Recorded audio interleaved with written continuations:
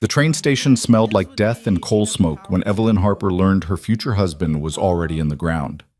2 days dead. Shot through the chest over a card game she'd never know about. 22 years old, everything she owned in one cracked suitcase, and the Wyoming wind cutting through her dress like knives. No money for a ticket home.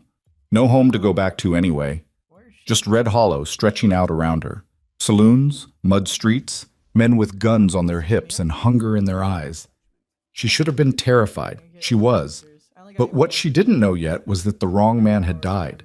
This is a story about survival, second chances, and finding home in the last place you'd ever look. Stay with me until the end. Hit that like button and drop a comment with your city so I can see how far this story travels. Now, let's begin. The conductor's voice had barely faded. Red Hollow, end of the line, before Evelyn felt the first stab of doubt. She stood on the wooden platform, clutching her suitcase handle so tight her knuckles had gone white. October, 1875. The air tasted like dust and distance. Around her, the frontier town sprawled in every direction like something thrown together in a hurry and left to rot. False front buildings. Hitching posts. A blacksmith's hammer ringing out somewhere she couldn't see. Men in wide-brimmed hats watching her from the shade of a saloon across the street. She'd expected someone to be waiting. Thomas Garrett, the rancher who'd written her 12 letters over 8 months, each one more earnest than the last. His handwriting had been careful, almost shy. He told her about his land, his cattle, the house he was building. He'd sent a photograph, serious face, dark beard, eyes that looked honest. He'd promised her a future. She scanned the platform. No one stepped forward. The other passengers dispersed quickly. A cowboy with spurs that jangled. An older woman in black who didn't look at anyone. A drummer with cases of goods he started hauling toward the mercantile. Within minutes, Evelyn stood alone except for the station master, a thin man with liver spots on his hands and tobacco stains in his beard. He was staring at her. "You waiting for someone, miss?" "Yes." Her voice came out smaller than she wanted. "Thomas Garrett. He should be—" "Garrett?" The station master's expression changed. Something like pity crossed his weathered face. "You're the bride." "The bride?" Past tense already, somehow. "I'm Evelyn Harper. Mr. Garrett and I have been corresponding. We're to be married this week." The station master took off his hat. That's when she knew. "Miss Harper?" He said her name like an apology. "Tom Garrett's dead." The world tilted, just slightly. Just enough that she had to set down her suitcase before her hands started shaking too badly to hold it. That's not possible. Happened 2 nights ago. Shooting at the Rocky Point. Argument over cards, best anyone can figure. He took a bullet in the chest, died before the doc could even get there. Evelyn heard the words. She understood them individually. Together, they made no sense. 2 nights ago, she repeated. "Yes, ma'am. I was still in Omaha 2 nights ago." "Yes, ma'am. I expect you were." The train whistle blew behind her, getting ready to pull out, head back east, take someone else's broken dreams away from Red Hollow. She turned and watched it start to move. Black smoke, steel wheels, the last connection to everything she'd left behind. She should get back on. Beg the conductor, explain. But the train picked up speed and she just stood there watching it shrink into the distance until it was nothing but a dark spot against the endless Wyoming sky. "You got family back east?" the station master asked, not unkindly. "No." "Friends?" No, that was the truth. Her parents had died within 6 months of each other, her father from pneumonia, her mother from whatever it is that kills you when you've got nothing left to live for. The boarding house where Evelyn had been working in Philadelphia had closed. The city was full of desperate women and empty promises. When Thomas Garrett's advertisement had appeared in the matrimonial paper, honest rancher seeking educated wife, Wyoming territory, right box 47, she'd answered the same day. Now he was in the ground and she was standing in the middle of nowhere with $8 in her pocket and a suitcase full of things that didn't matter anymore. "There's a hotel," the station master said. "Mrs. Chen runs it. It ain't fancy, but it's clean enough. You could stay there while you figure things out." "How much?" $1 a night, 2 if you want meals." 8 nights. Maybe 12 if she skipped eating. Then what? "Is there work here?" The station master scratched his beard. "What kind of work you qualified for?" I can read, write, keep books. I taught school for a year before my mother took ill. Well, he looked uncomfortable. There's the saloons, but I don't reckon that's... No, didn't think so. He paused. Look, miss, I hate to speak plain, but this ain't the kind of town where a woman alone does well, especially not an Eastern woman with no husband and no prospects. You understand what I'm telling you? She understood perfectly. She'd heard the same thing in Philadelphia. A woman alone was a target. A pretty woman alone was prey. The next eastbound train, she said. When? 3 days. 3 days. 3 nights in $1 a night hotel with men who'd already started noticing her. She could feel their eyes from across the street, could feel the way this place was already starting to close around her like a fist. Thank you for your honesty, she said, and picked up her suitcase. The hotel was called the Frontier House, which was generous. It was 2 stories of weathered wood with a porch that sagged in the middle. But Mrs. Chen, a tiny Chinese woman with sharp eyes and exactly 0 patience for nonsense, took Evelyn's dollar and led her upstairs to a room that was, as promised, clean enough. You the bride, Mrs. Chen said. Not a question. Yes. Garrett was good man. Stupid, but good. You got bad luck. Yes. You go back east? I don't have anywhere to go back to. Mrs. Chen studied her for a long moment. Then you got very bad luck. Lock your door. Don't open for nobody. That first night, Evelyn lay on a thin mattress listening to Red Hollow through the walls. Piano music from the saloons, shouting, laughter that sounded mean. Somewhere close by, a woman's voice rising in anger, then cutting off abruptly. Evelyn stared at the ceiling and tried to figure out how she'd ended up here, tried to trace back the decisions that had led to this room, this town, this impossible situation. She couldn't cry. That surprised her. She felt like she should cry, for Thomas Garrett, for herself, for the future that had died before it started. But the tears wouldn't come. Maybe she'd used them all up on her mother. Maybe she was too scared. Maybe she was just too tired. She fell asleep counting the cracks in the ceiling and woke to October sunlight slanting through dirty windows. The second day she walked Red Hollow's main street trying to understand what kind of place this was, trying to see if there was any way she could stay. It wasn't much.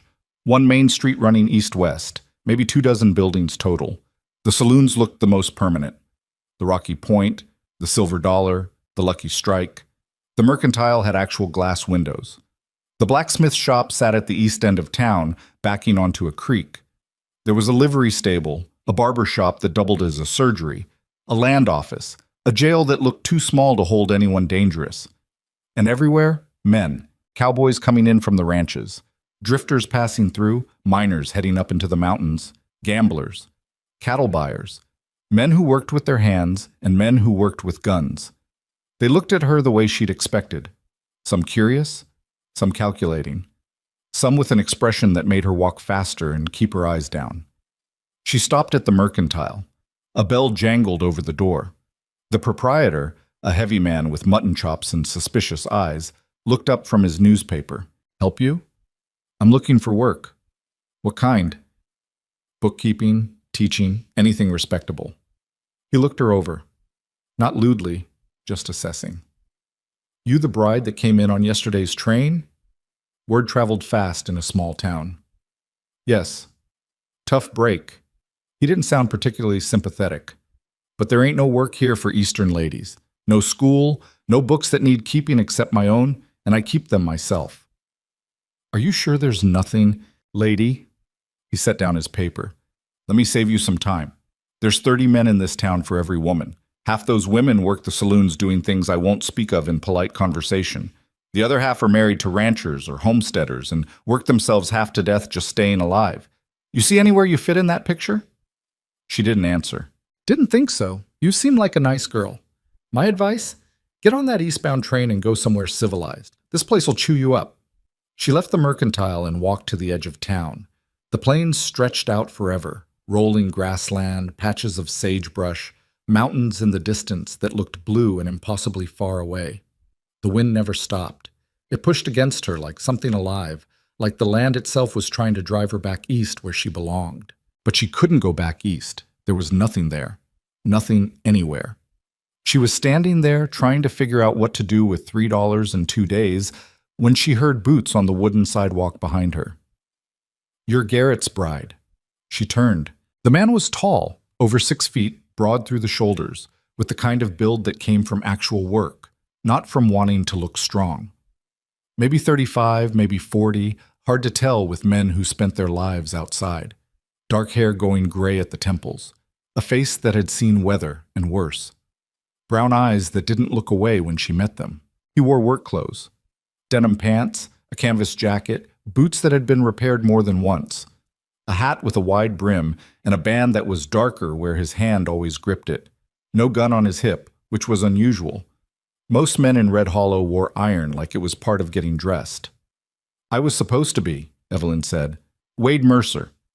He didn't offer his hand, which she appreciated, saved them both the awkwardness. "I run the Box M about 8 miles north. Tom Garrett was my neighbor." Evelyn Harper. "I know." He paused. "I was at the burial. Small service. Reverend Pike said some words.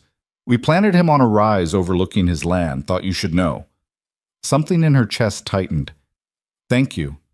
He was a good man, honest, hardworking. You'd have done all right with him." "Yes." They stood there in uncomfortable silence.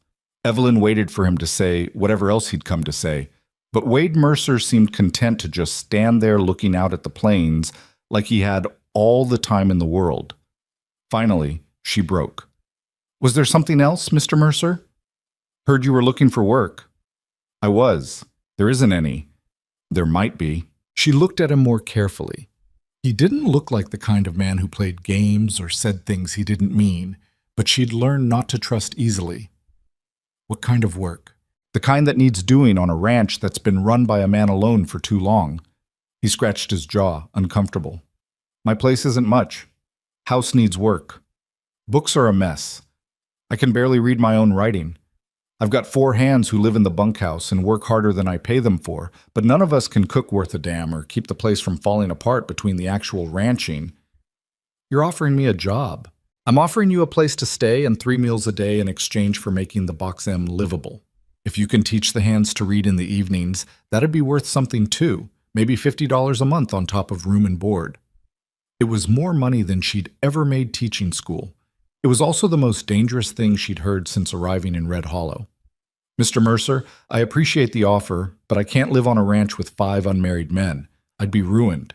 "You're already ruined just by being here alone." That stung because it was true.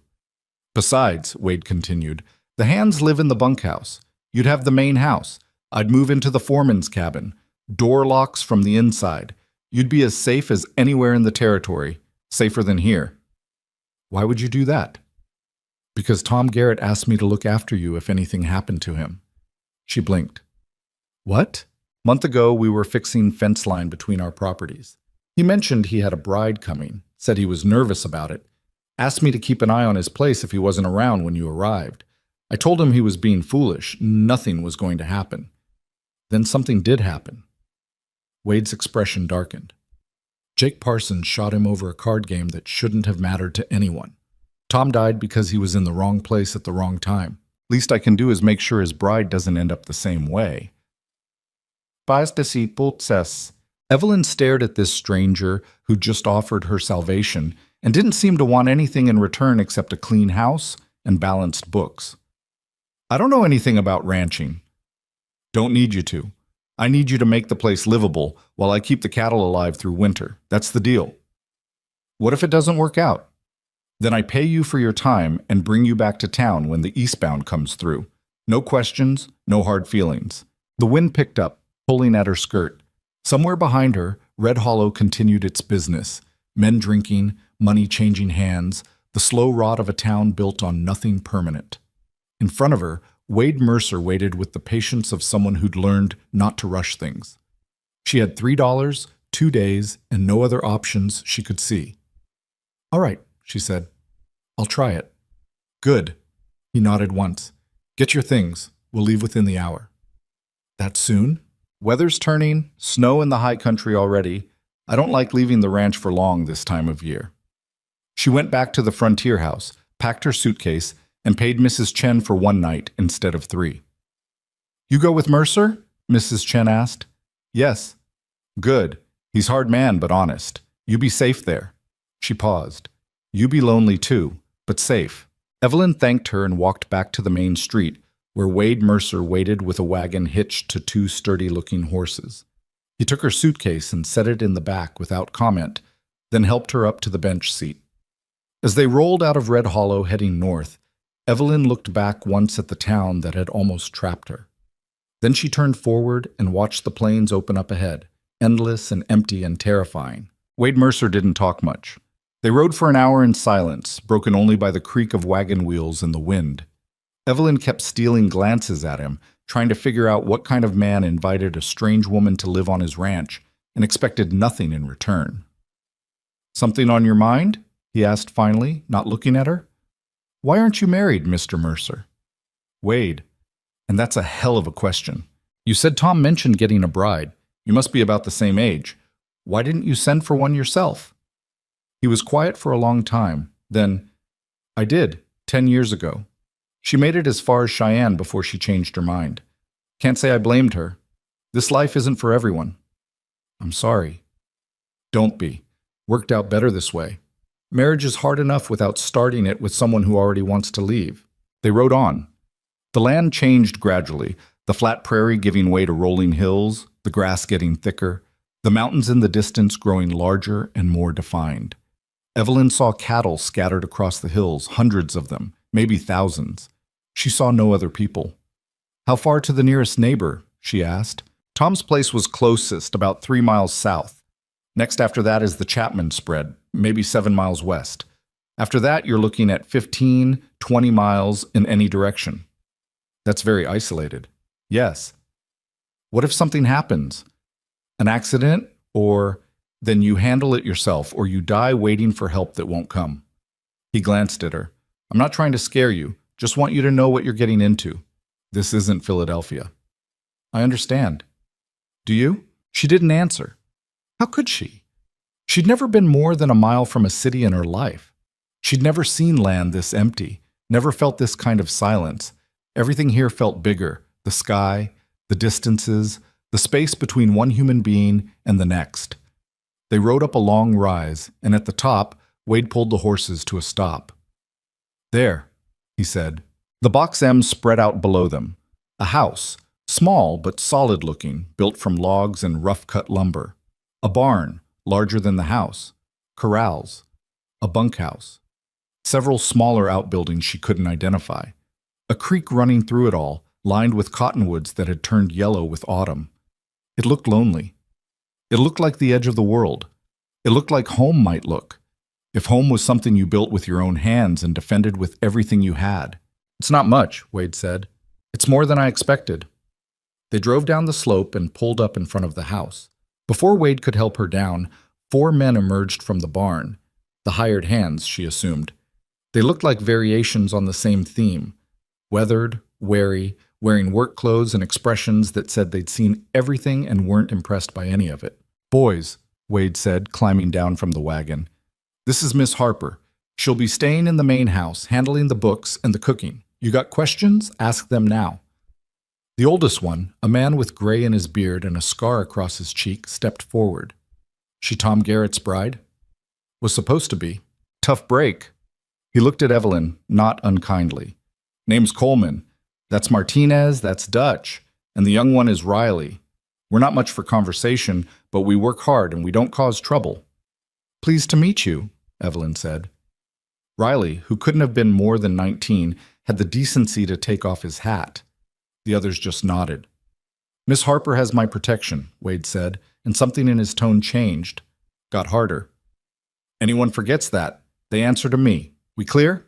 Crystal, Coleman said. Good. Get her trunk into the house. Riley, show her where the kitchen supplies are. Rest of you, back to work. We've got fence line to check before dark. The men scattered.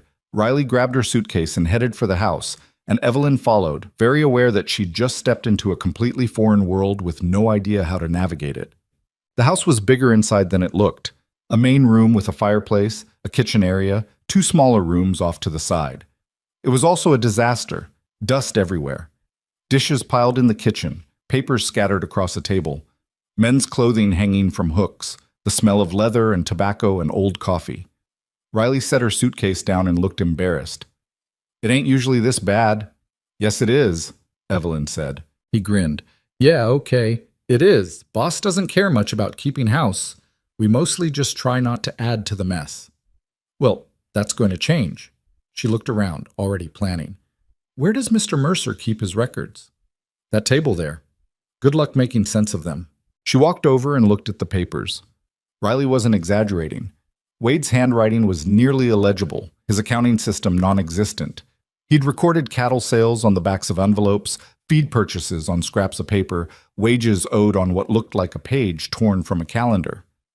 "How does he know what he owns?" she asked. "He doesn't, really.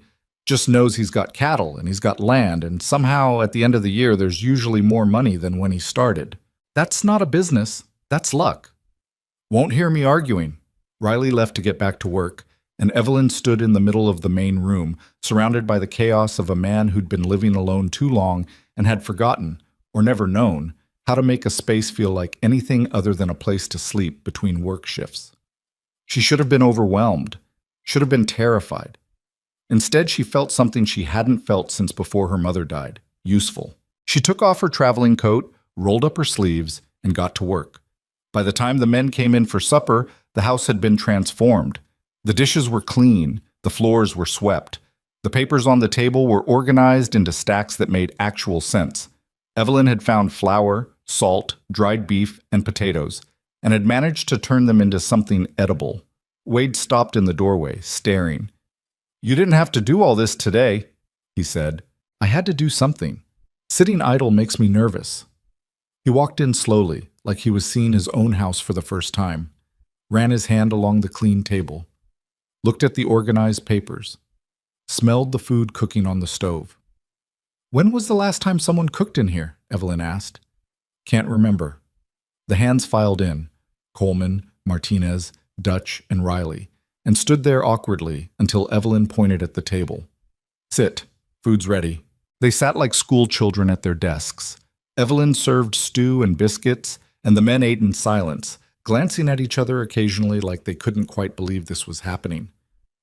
"Miss Harper," Coleman said finally, "this is the best meal I've had in 5 years."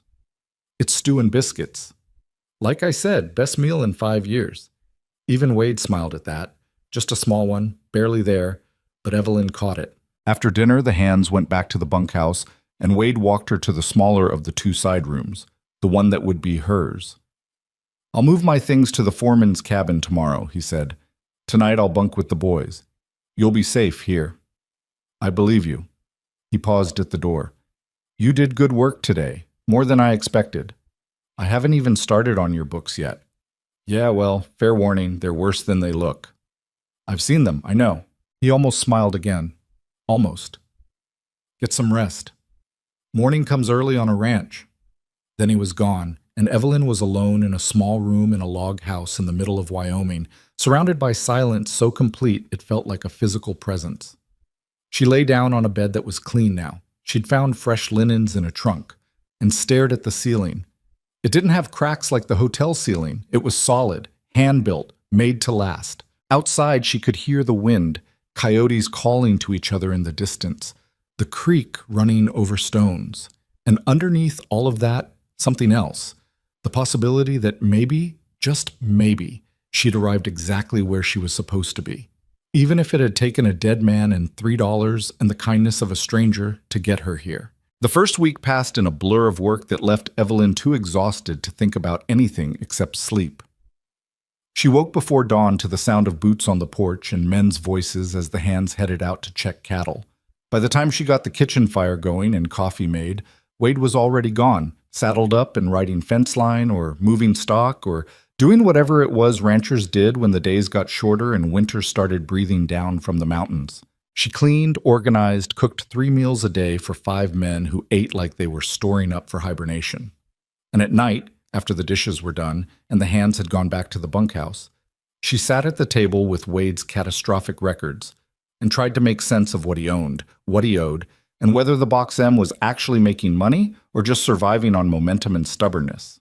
The numbers were worse than she'd expected. Wade owned the land free and clear, that much was good.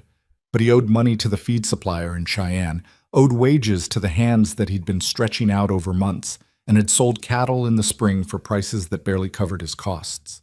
The man was working himself half to death to break even. She was 3 pages into reconstructing his accounts when Wade came in on the 5th night, later than usual. His shirt was torn at the shoulder and there was blood on his hand. "You're hurt," she said, standing up. "It's nothing. Let me see." "Miss Harper, Evelyn, and sit down before you drip blood on the floor I just cleaned." He sat. Maybe because he was too tired to argue, maybe because something in her voice didn't leave room for negotiation. She brought water and clean cloth and examined his hand, deep cut across the palm, still bleeding. "How did this happen?" "Barbed wire. One of the posts came loose, whole section snapped back. I wasn't paying attention." "You need stitches. I need to wrap it and get back out there tomorrow." "Wade," she looked at him, "this is going to get infected if you don't clean it properly. Do you have medical supplies?" "In the cabinet, but I'm not riding 8 miles to town for stitches." "I didn't say you had to." She found the supplies, needle, thread, whiskey. "I can do it." He stared at her. "You know how to sew up a hand? I sewed up my father's arm once when he caught it on a nail. Same principle." She poured whiskey over the needle and thread, then over the cut. Wade hissed but didn't pull away. "This is going to hurt." "Everything hurts. Get on with it." She worked quickly, her hands steady despite the fact that she was literally sewing human flesh. Wade watched her face, not his hand, his jaw tight. When she tied off the last stitch, he let out a breath he'd been holding. "Where'd you learn to stay calm like that?" he asked. "Philadelphia. When you're poor and there's no money for doctors, you learn to handle things yourself." "You weren't always poor." It wasn't a question. She wrapped his hand in clean bandage, not looking at him. "No, my father had a business, import company. When I was young, we had a nice house, nice things. Then his partner embezzled and ran, and everything fell apart. Father spent the rest of his life trying to rebuild, but the debt was too much. After he died, my mother and I had nothing." "I'm sorry." "Don't be. It taught me how to survive." She tied off the bandage. "Keep this clean. Change the dressing every day. If it starts to smell bad or the skin around it gets hot, you ride to town for a real doctor."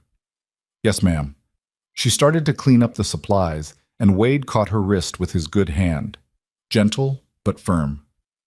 "Thank you," he said. "It's nothing." "It's not nothing. Most women would have fainted at the sight of blood." "I'm not most women." "No." He let go of her wrist. "You're really not." After he left, Evelyn stood at the table with her heart beating too fast and her hand shaking slightly. Delayed reaction, she told herself. Just the stress of the needle and blood. Nothing to do with the way Wade had looked at her, or the warmth of his hand on her wrist, or the fact that she was living alone with a man she barely knew, and starting to feel things she had no business feeling. She went to bed and dreamed of barbed wire and blood and brown eyes that saw too much. The weather changed overnight. Evelyn woke to frost on the windows and wind that sounded angry. When she went outside to get water from the pump, the cold cut through her dress and shawl like they weren't even there. Riley was in the barn saddling horses. He looked up when she came in, blowing on her hands. "Boss says there's a storm coming," he said. "Big one. We're moving the cattle down from the high pasture before it hits." "How big?" "Big enough that we might lose some if we don't get them down in time." He paused. "You ever seen a Wyoming winter storm?" "No." "Well, you're about to. Boss says to make sure there's plenty of wood stacked by the house. If the snow gets bad, you might be stuck inside for days." Evelyn spent the morning hauling wood from the pile behind the barn to the porch.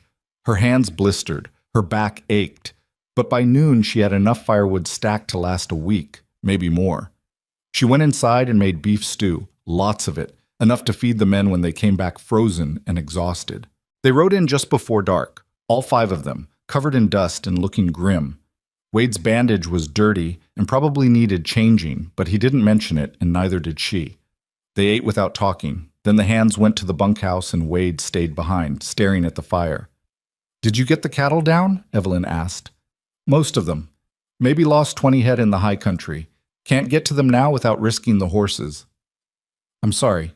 It's ranching. You lose cattle. It's just a question of how many. He rubbed his face. Chapman lost 50 last winter. Found them frozen in a ravine when the snow melted. Dead animals everywhere, coyotes and buzzards picking them clean. That's what I'm trying to avoid. Evelyn sat down across from him. Your hand needs a fresh bandage. Later, Wade. He looked at her, too tired to argue.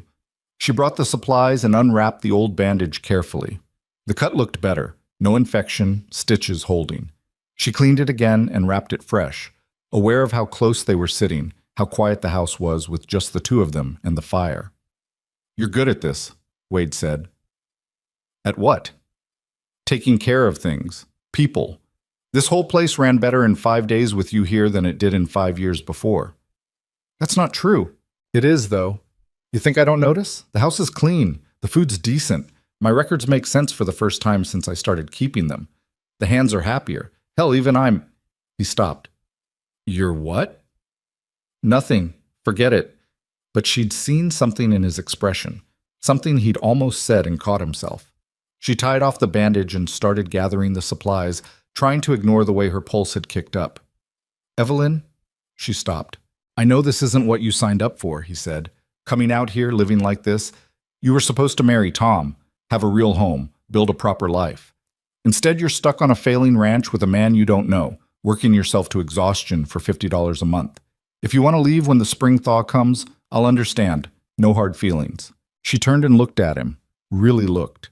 Saw the exhaustion in his face, the weight he carried, the loneliness that had carved itself into the lines around his eyes. Saw a man who'd been alone so long, he'd forgotten what it felt like to have someone care, whether he lived or died. I'm not leaving, she said. You say that now. I mean it. I have nowhere else to go, Wade.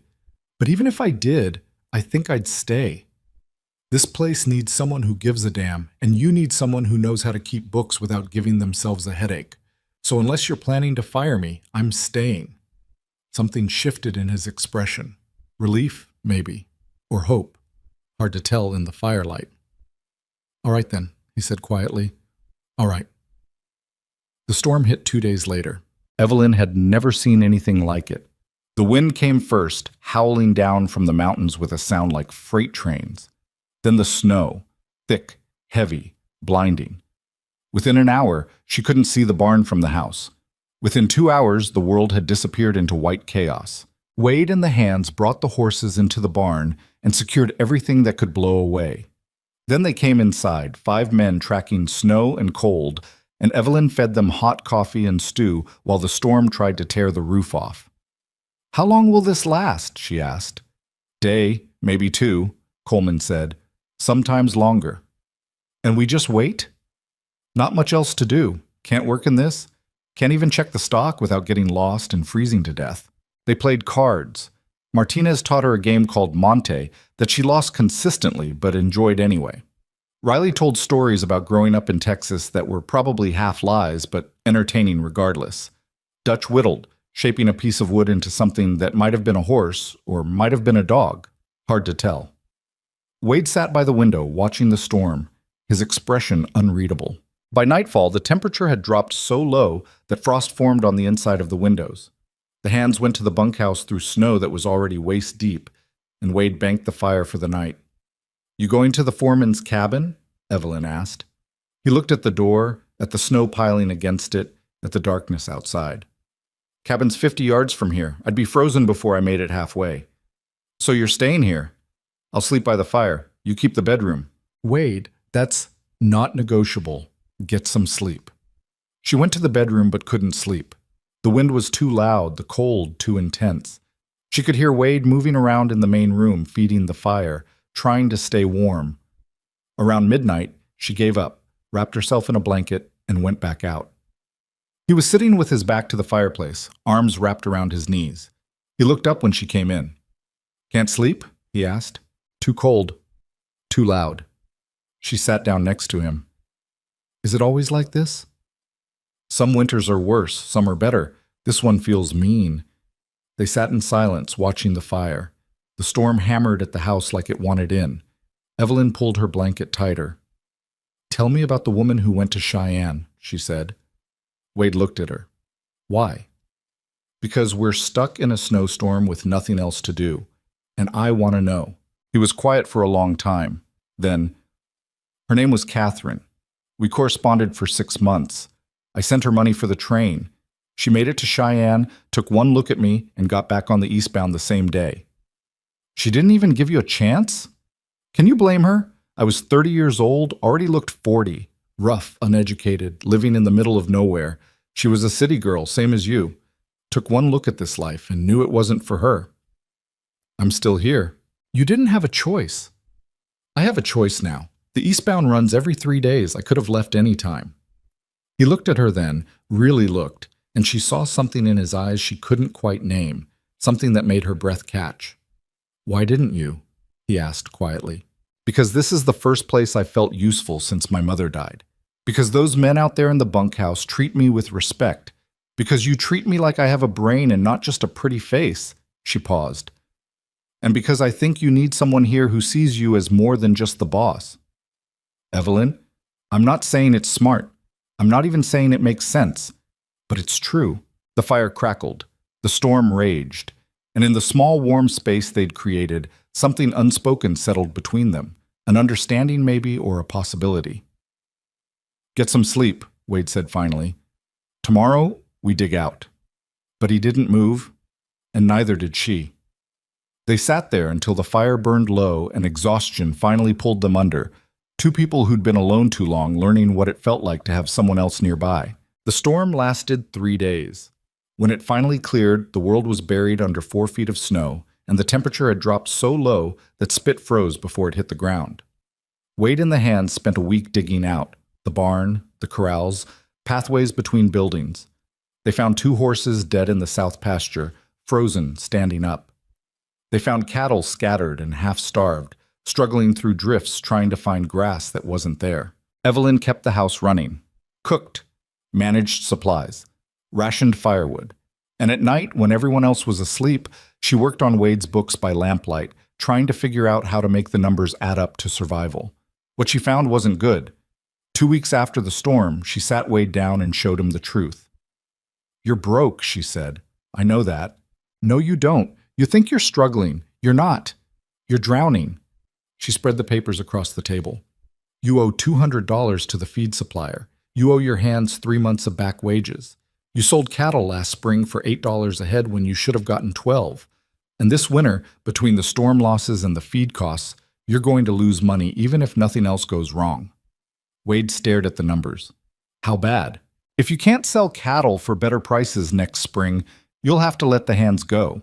If you can't get better prices the spring after that, you'll lose the ranch. That's not possible. It's math, Wade. The numbers don't lie. He stood up, paced to the window, stared out at the snow-covered land he'd spent 15 years building. I've never lost money, not in a single year. You've never kept proper books. You've been losing money for years. You just didn't know it. So what do I do? Evelyn had been thinking about this for days, turning it over, looking for angles, trying to find a solution that didn't end with Wade broken and the ranch sold to pay debts. You need to sell directly to the eastern markets, she said. Cut out the middlemen. The cattle buyers who come through here in spring are paying you half what the meat is worth in Chicago or New York. If you can get your cattle to the railhead and ship them east yourself, you'll triple your profit. And how do I do that? I don't have contracts in the east. I do. He turned and looked at her. My father's business was import-export, she said. I know people, not many, but some. I can write letters, make introductions. If we can get a contract with even one meat distributor in New York, it could save this place. Wade sat back down. You'd do that? It's why you hired me, isn't it? To keep the books and make this place work? I hired you because Tom asked me to look after you. Well, now I'm looking after you, so stop being stubborn and let me help.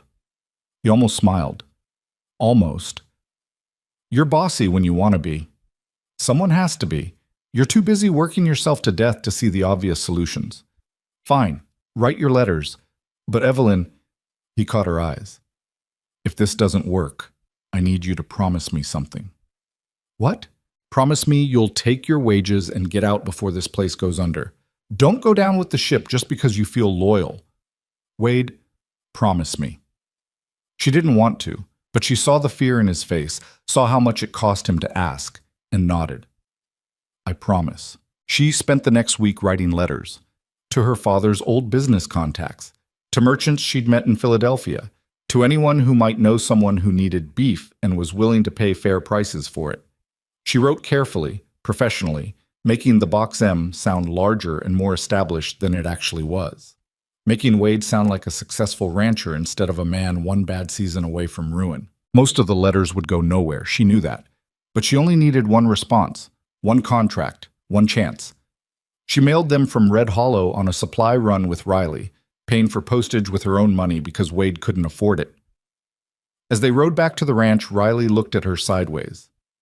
"Boss seems different since you got here," he said. "Different how?" "Less angry, less, I don't know, like he remembers there's more to life than just work. He works too hard. Always has. Ever since I started here 3 years ago. Up before dawn, out after dark, never stops. Coleman says he's been like that since the Cheyenne woman turned him down, like he's trying to prove something to himself." Evelyn thought about that, about Wade sitting alone in this house for years, building a ranch that barely broke even, working himself into exhaustion because there was nothing else to work for. "He deserves better," she said quietly. Riley grinned. "Yeah, he does, and I think he's starting to figure that out." Winter deepened. The snow never really melted, just got packed down and covered with new layers. The temperature stayed brutal. The cattle struggled. The hands worked in conditions that would have killed softer men. And slowly, something changed in the house. Wade started coming in earlier, started eating meals at the table instead of standing by the door ready to leave. Started asking Evelyn about her day, about the books, about what she thought they should do about the south fence line, or the sick calf, or the roof that leaked in the corner. She caught him watching her sometimes, when she was cooking, when she was reading, when she was teaching Riley to write his letters in the evenings. The young cowboy had never learned properly, and Evelyn had offered to help. One night, after Riley had gone back to the bunkhouse, Wade sat down across from her at the table. "You're good with him," he said. "He wants to learn. That makes it easy." "He's not the only one." She looked up. "What do you mean?" Wade shifted uncomfortably. "I never learned to read proper. Can sound out words, but it takes me forever. Numbers are fine, but anything more than basic arithmetic and I'm lost." He paused. "Would you teach me? Like you're teaching Riley?" Evelyn set down her pen. "Of course. But Wade, you run this ranch. You manage everything. How are you doing it if you can't—" "I remember. I watch. I listen. I figure things out. But I can't write a letter without it taking me an hour. Can't read a contract without worrying I'm missing something. It's humiliating." "It's not humiliating. Lots of people can't read." "You can. I had opportunities you didn't." Still, he looked at his hands. "I'd like to learn, if you've got the time." She did. And so 3 nights a week, after the hands had gone to bed and the house was quiet, Evelyn sat with Wade at the table and taught him the things he'd never learned. He was a slow reader but stubborn, working through passages in old newspapers until the words started making sense. His handwriting was terrible, but he practiced, filling pages with letters and words until they started to look like something readable. She learned things about him during those lessons. That he'd grown up on a hardscrabble farm in Missouri. That his parents had died of cholera when he was 15. That he'd worked cattle drives for 10 years before saving enough to buy this land. That he'd built this ranch from nothing, alone, because he'd never had anyone to build it with. "Why here?" she asked one night. Why Wyoming?" "Because it was empty. Because nobody cared what you'd been or where you came from. You could be anyone out here, build anything." He paused. "I thought if I worked hard enough, proved myself enough, I'd deserve something good. A wife, a family, something that made all this mean something." "You deserve those things, Wade." "Do I?" "Yes." He looked at her then, and she saw something in his eyes that made her pulse kick up, something that said he was thinking about her in ways that went beyond teacher and student, beyond employer and employee. "Evelyn?" The door banged open. Coleman stood there, snow-covered and breathing hard. "Boss, we got trouble. Chapman's cattle broke through the north fence.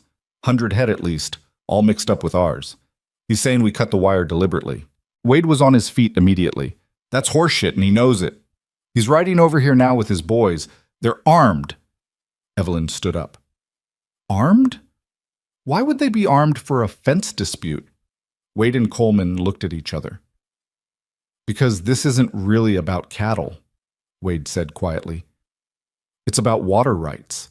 It's about Chapman wanting my land, and it's about him thinking he can take it. He headed for the door, and Evelyn grabbed his arm. Don't go out there alone. I'm not alone. I've got Coleman and the boys.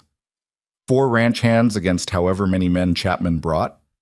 Wade, that's suicide. What do you want me to do? Hide in my own house while he steals my cattle? I want you to be smart. Chapman's looking for an excuse to shoot you. Don't give him one. Wade looked at her, and something in his expression softened. I'll be careful. Promise me. I promise. He went out into the night with Coleman, and Evelyn stood at the window watching lanterns move in the darkness, hearing men's voices raised in anger. She couldn't make out the words, but she could hear the tension, could feel the violence coiled and ready to spring. Martinez came to the house, gun in his hands. Miss, you should stay inside, lock the door. If shooting starts, I'm getting my rifle. He blinked. You can shoot? My father taught me. I'm not very good, but I hit what I aim at if it's close enough. He almost smiled. Boss know you got a rifle? Boss doesn't know everything. They waited. The voices outside got louder, angrier. Evelyn's hands shook as she loaded the rifle, an old Winchester she'd found in the closet and cleaned in secret. She'd never shot at a person before. Didn't want to. But if Chapman's men came through that door looking for trouble, she'd do what needed doing. Then the voices stopped. The lanterns started moving away. And finally, Wade came back inside, his face grim but whole. What happened? Evelyn asked. Chapman backed down. For now. But he made it clear this isn't over. He wants my water rights, wants me gone, and he's not going to stop pushing until one of us breaks. What are you going to do? Wade looked at the rifle in her hands. Didn't know you had that. I have a few surprises left. Apparently. He sat down heavily. I don't know what I'm going to do. Chapman's got more men, more money, more connections. If he decides to really push, I'm not sure I can stop him. Evelyn set down the rifle and sat across from him. Then we need to make sure you don't have to fight him alone. Your letters to the East, when do you think you'll hear back? Could be weeks, could be never. Then we wait, and we prepare, and we don't give Chapman any excuse to start something we can't finish. Wade rubbed his face. How'd you get so strong? I'm not strong. I'm terrified. Could have fooled me. She reached across the table and took his hand, the injured one, mostly healed now, but still scarred. He looked down at their joined hands like he'd forgotten what it felt like to be touched with kindness. We'll figure this out, she said. We? We. You're not alone anymore, Wade, whether you like it or not. He turned his hand over and squeezed hers, gentle but firm. And for just a moment, in a house at the edge of the world with winter pressing in and enemies circling, Evelyn felt something she hadn't felt in years. Hope. The response from New York arrived on a Tuesday in late February, carried by the mail rider who only made it out to the ranches once every 2 weeks if the weather cooperated. Evelyn was feeding chickens when Riley came running from the barn, waving an envelope. "Letter for you," he shouted. "From back east." Her hand shook as she took it. The return address read Thornton & Sons, Wholesale Meat Distributors, New York City. She'd written to them 3 times, never expecting a response. Michael Thornton had been her father's friend once, before the bankruptcy, before everything fell apart. She tore it open right there in the yard, chickens scattering around her feet. The letter was short, businesslike, but the words made her heart pound. Miss Harper, I was surprised and pleased to hear from you after so many years. I remember your father fondly and was sorry to learn of his passing. Regarding your inquiry about beef contracts, we are always seeking reliable suppliers in the Wyoming Territory. If your rancher can deliver 500 head of quality cattle to the Cheyenne railhead by May 1st, we can offer $12 per head, payment on delivery. Please respond at your earliest convenience. Regards, Monsieur Thornton. $12 per head. Wade had been getting 8 from the local buyers. On 500 head, that was $2,000 difference. Enough to pay off his debts. Enough to pay the hands, enough to save the ranch. She ran to the house. Wade was inside working on a broken harness, his reading lesson materials spread across the table where he'd been practicing that morning. Wade.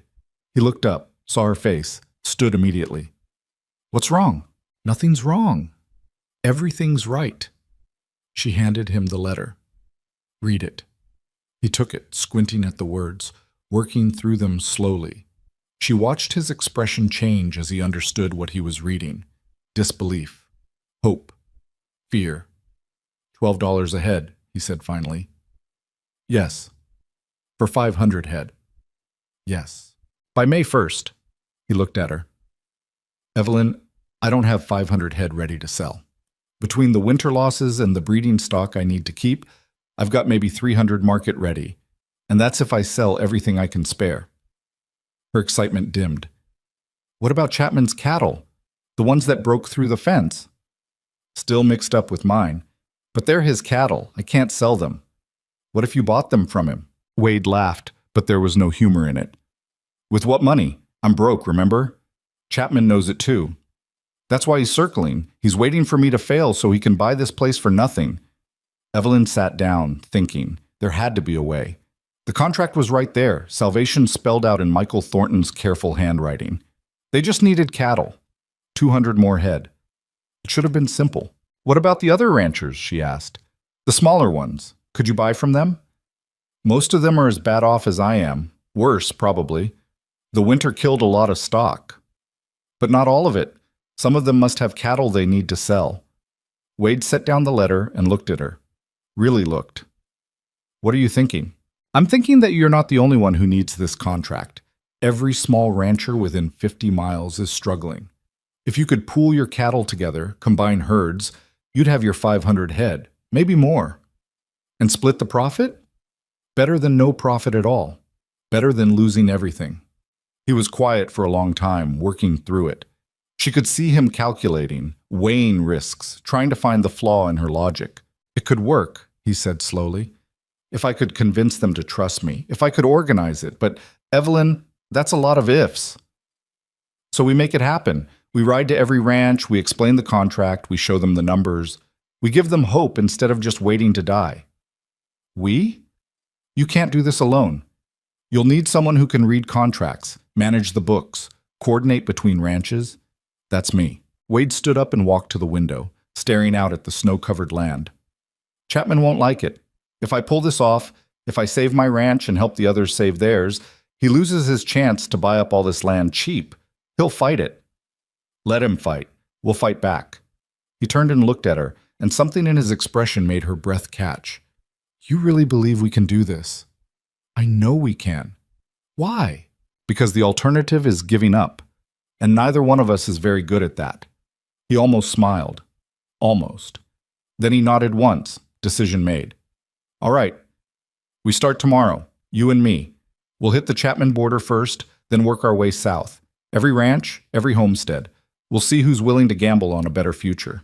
They rode out the next morning before dawn, just the two of them on horseback with supplies for 3 days.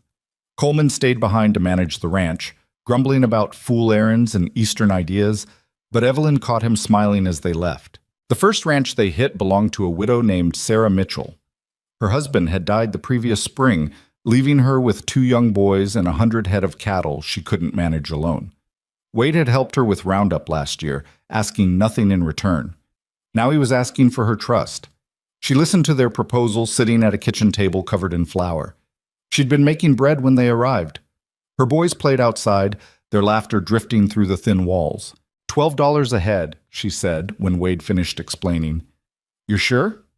I've got the contract right here. Evelyn showed her the letter. Thornton's is legitimate. They're one of the biggest distributors in New York. Sarah read it slowly, lips moving. And you'd handle the drive to Cheyenne? The shipping? Everything, Wade said. You just need to have your cattle ready by mid-April. We'll combine herds and move them all together. What's your cut? Same as yours, equal shares based on head count. Sarah looked at him. That's fair to the point of stupid, Wade. Maybe, but if this works, we all survive. If it doesn't, we all fail together. I'd rather have partners than employees. She thought about it.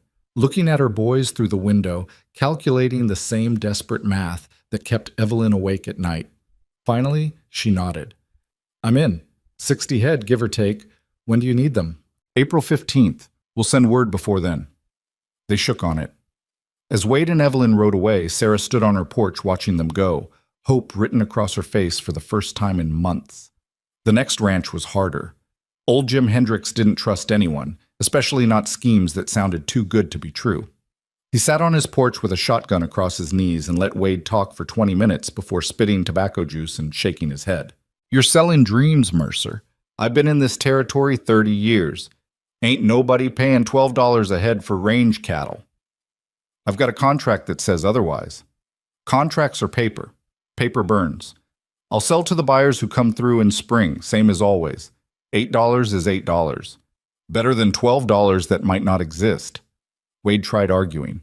Evelyn showed him the numbers, explained how the eastern markets worked. Hendricks wasn't interested. You're wasting your time, he said finally. Now get off my land. They left. Wade was silent for the first mile, jaw tight with frustration. We don't need him, Evelyn said. We need every head we can get. We'll get them from people who actually want to survive. Hendricks would rather die stubborn than live helped. That's his choice. Wade looked at her. You're getting hard. I'm getting practical. There's a difference. Over the next 3 days, they visited 8 more ranches. 5 agreed to join the pool. 2 declined politely. One, a bitter man named Sykes, who'd been feuding with Wade over water rights for years, told them to go to hell and slammed the door in their faces. But the 5 who agreed represented almost 400 head combined with Wade's stock. They were close. So close. On the 3rd night, they camped in the foothills between ranches, too far from anywhere to make it back before dark. Wade built a fire while Evelyn unpacked the supplies they'd brought. The temperature was dropping fast, the way it always did in Wyoming when the sun went down. We're still short 100 head, Wade said, staring into the flames. Even if everyone delivers what they promised, we're short. What about Thomas Garrett's ranch? Wade looked up. What about it? Is it still abandoned? Does it still have cattle on it? Some, maybe 50, 60 head running wild. But that land's tied up in probate. Nobody can touch it until the courts figure out who inherits. How long does that usually take? Out here? Could be years. Evelyn thought about that. About Thomas Garrett, the man she'd never met, lying in the ground on a rise overlooking land that wasn't producing anything except wild cattle and broken promises. What if we rounded up those cattle, she asked, used them to fill out the herd? That's technically stealing. From who? A dead man? The territory? From whoever eventually inherits the property. And what if that person is me? Wade stared at her. What are you talking about? Thomas asked me to marry him. I accepted. We had an agreement in writing. His letters prove it. Doesn't that give me some claim to his estate? You never married him. Because he died before I arrived. That's not my fault. The agreement was legitimate. Wade was quiet, working through it. Even if that's true, proving it could take months. We don't have months. Then we take the cattle now and sort out the legalities later. Worst case, whoever inherits can take their cut from the profits. Best case, the land is legally mine and the cattle are mine, and we just solved our shortage problem. You're talking about claim jumping. I'm talking about using resources that are otherwise going to waste. Those cattle are going to starve or get picked off by predators or die of disease. We'd be doing them a favor. Wade rubbed his face.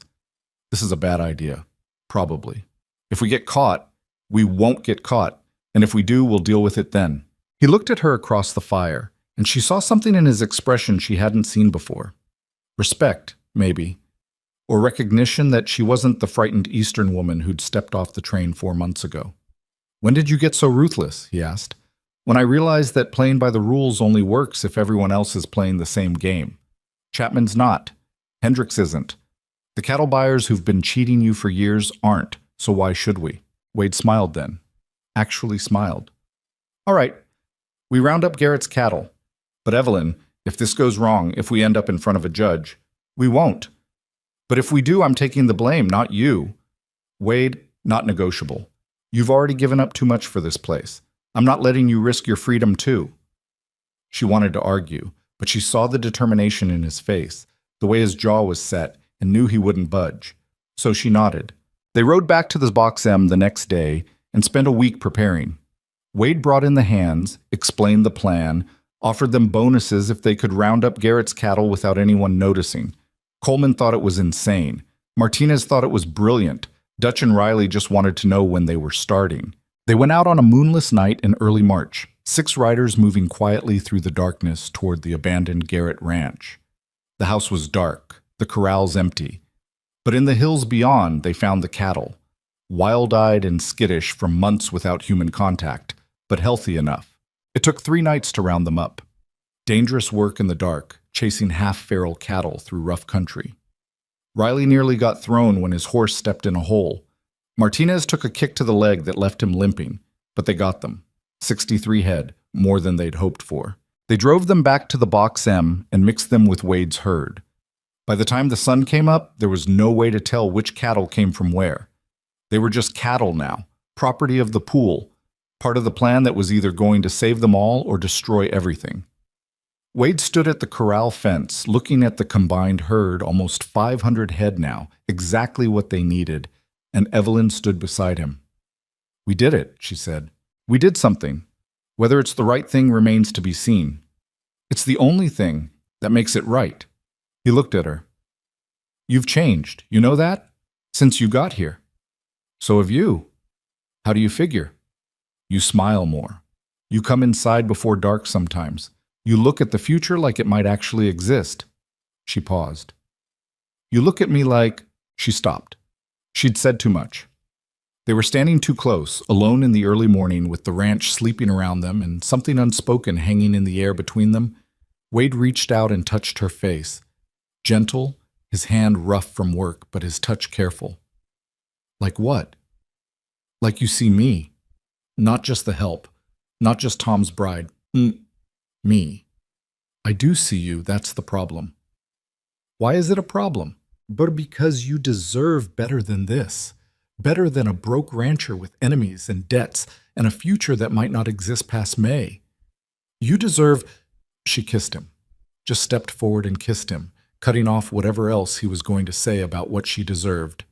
His surprise lasted maybe half a second before he kissed her back, one hand on her face and the other wrapping around her waist, pulling her closer. It wasn't gentle, wasn't careful. It was months of tension and fear and loneliness and wanting pouring out all at once. When they finally broke apart, both breathing hard, Wade rested his forehead against hers. "That was a bad idea," he said. "Probably. People will talk. Chapman will use it against us. The whole territory will—" "I don't care." "You should." "Well, I don't." She looked at him. "I'm tired of being careful, Wade. I'm tired of pretending I don't feel what I feel just because it's complicated or improper or whatever other excuse we want to use. I care about you. I care about this place, and I'm not going anywhere." "Evelyn, are you going to tell me you don't feel the same way?" He looked at her for a long moment. Then he kissed her again, softer this time, like he was memorizing the moment. When he pulled back, his eyes were serious. "I'm in love with you," he said quietly. "Have been for weeks, maybe longer. But that doesn't change the fact that I've got nothing to offer you except hard work and uncertainty. That's more than I had when I got off the train. That's more than I ever expected to have. You could still leave, take your wages, go east, find someone who can actually give you a future. You are my future. This ranch is my future. That contract is our future. And we're going to make it work because the alternative is unacceptable." Wade smiled then, really smiled, and pulled her close. They stood there in the morning light while the cattle moved in the corral and the mountains watched from the distance, and something fundamental shifted in both their lives. Neither of them saw Coleman watching from the barn, grinning like he'd won a bet with himself. News of the cattle pool spread faster than they expected. Within 2 weeks, every rancher in the territory knew that Wade Mercer was organizing a combined drive to Cheyenne, bypassing the local buyers, going straight to the eastern markets. Reactions were mixed. Some thought it was brilliant. Sarah Mitchell told everyone who'd listened that Wade Mercer was the smartest man in Wyoming. Others thought it was suicide. The local cattle buyers, The men who'd been paying $8 a head and reselling for 12 or more were furious at being cut out. They spread rumors that Wade's contract was fake, that Thornton and Sons didn't exist, that the whole thing was a scheme to steal cattle, and Chapman was the angriest of all. He rode to the Box M 3 weeks after they'd rounded up Garrett's herd, bringing 6 armed men with him. Wade met him in the yard, and Evelyn watched from the house window with her rifle loaded and ready. "Heard you're planning a cattle drive," Chapman said, not bothering to dismount. "Word travels. Heard you're planning to steal my buyers. Can't steal what was never yours. Those buyers will take whoever's offering. If I've got a better deal, that's business." Chapman's horse shifted, sensing tension. "You think you're clever, don't you? Pooling cattle, organizing the small ranchers, cutting us out." "Us?" "Me and the other established operators. We've got a system here, Mercer. Works fine. You're disrupting it. Your system works fine for you, not so much for everyone else. That's how the world operates. Strong survive, weak get bought out." Chapman leaned forward in his saddle. "Here's what's going to happen. You're going to cancel this little scheme. Tell your partners it fell through.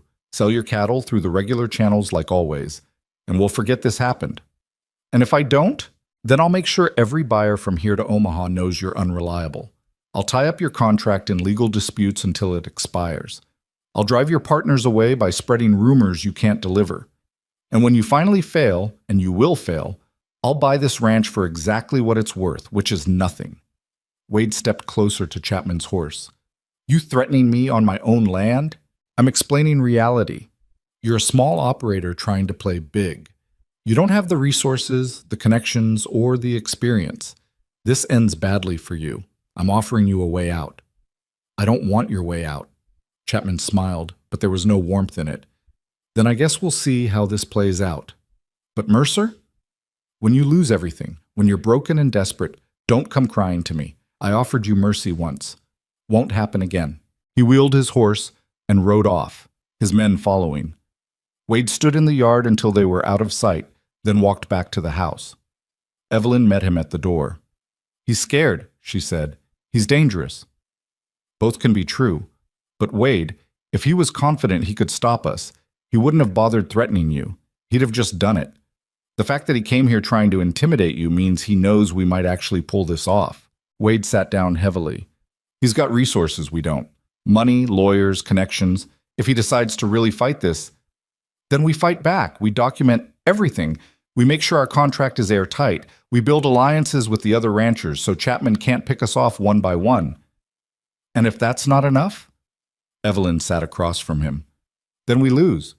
But at least we lose trying. At least we go down fighting instead of just accepting that people like Chapman get to control everything. He reached across the table and took her hand. "How'd I survive this long without you?" "Barely, from what I can tell." He laughed, and some of the tension left his shoulders. But Evelyn could see the worry in his eyes, could feel the weight of what they were up against settling over both of them like a physical presence. That night, after everyone had gone to sleep, she sat at the table going over the numbers again. 503 head total, $12 each, $6,036 gross, minus transportation costs, fees, unexpected losses. Figure 5,000 net, divided among 6 ranching operations based on head count. Wade's share would be around 2,000, enough to pay his debts, pay the hands, and have something left over. Enough to survive another year. If they could deliver, if Thornton honored the contract, if Chapman didn't sabotage them, if the drive went smoothly, if the weather held, if none of the cattle died or got stolen or scattered, too many ifs. She was still calculating when Wade came in, wrapped in a blanket, and sat down beside her. "Can't sleep?" he asked. "Trying to figure out everything that could go wrong.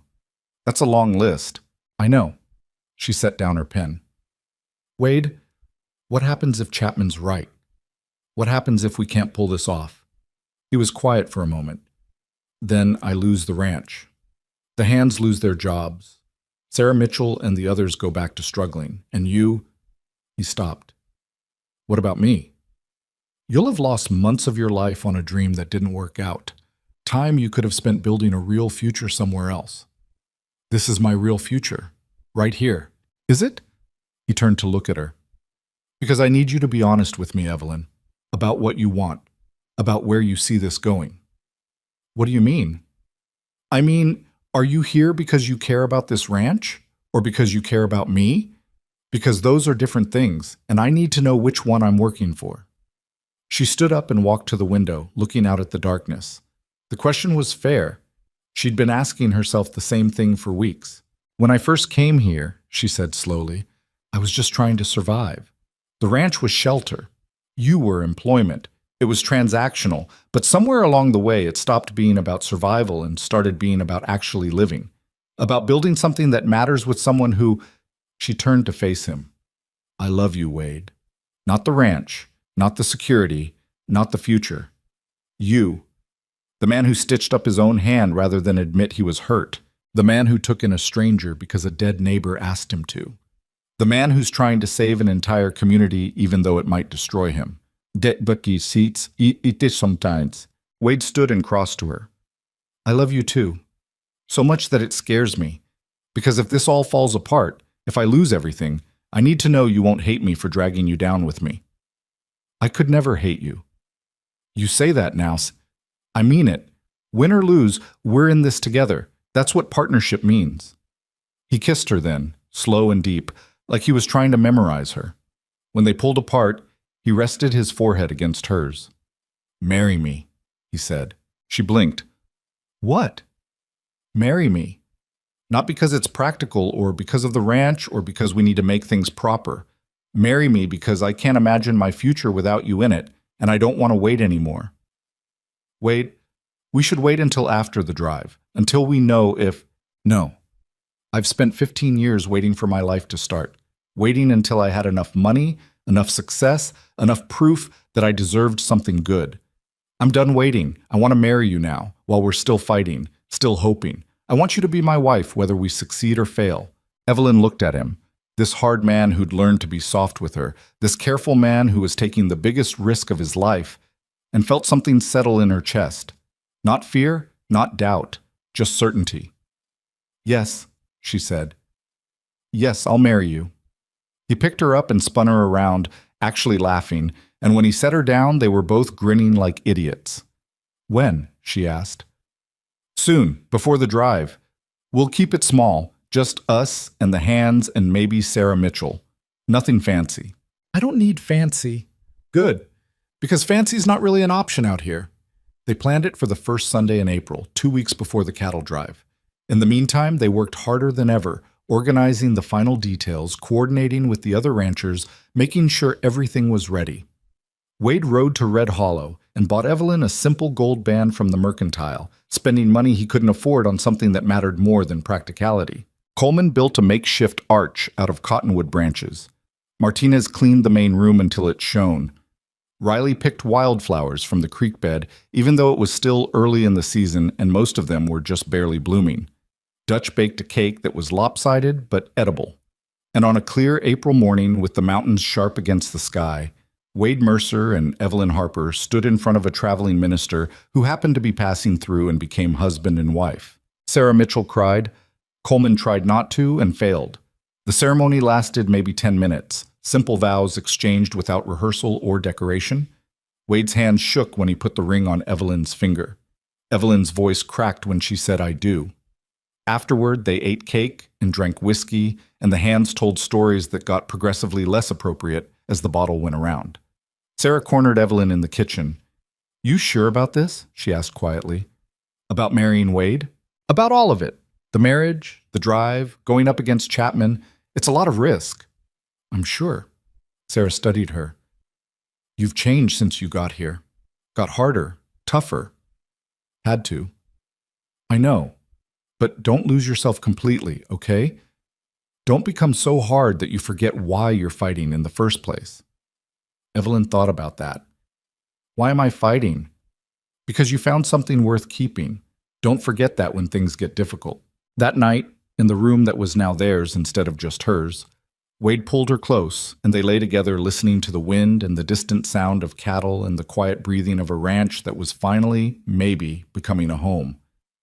You nervous about the drive? Evelyn asked. Terrified. Good. Me too. What happens if we fail? We try something else.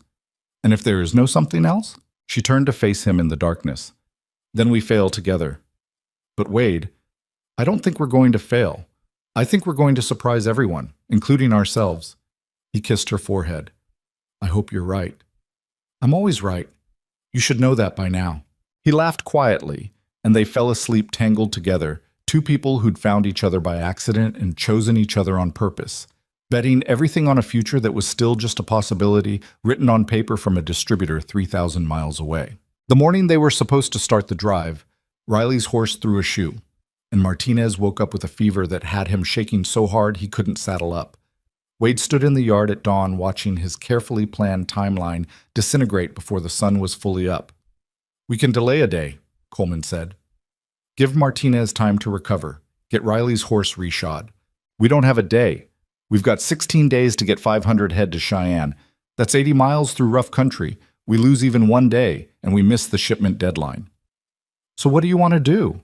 Wade looked at the combined herd milling in the holding pens, cattle from 6 different ranches, marked and counted, and ready to move. Sarah Mitchell was already here with her 2 oldest boys serving as extra hands. 3 other ranchers had sent their best riders. Everyone was counting on this working. We go, Wade said.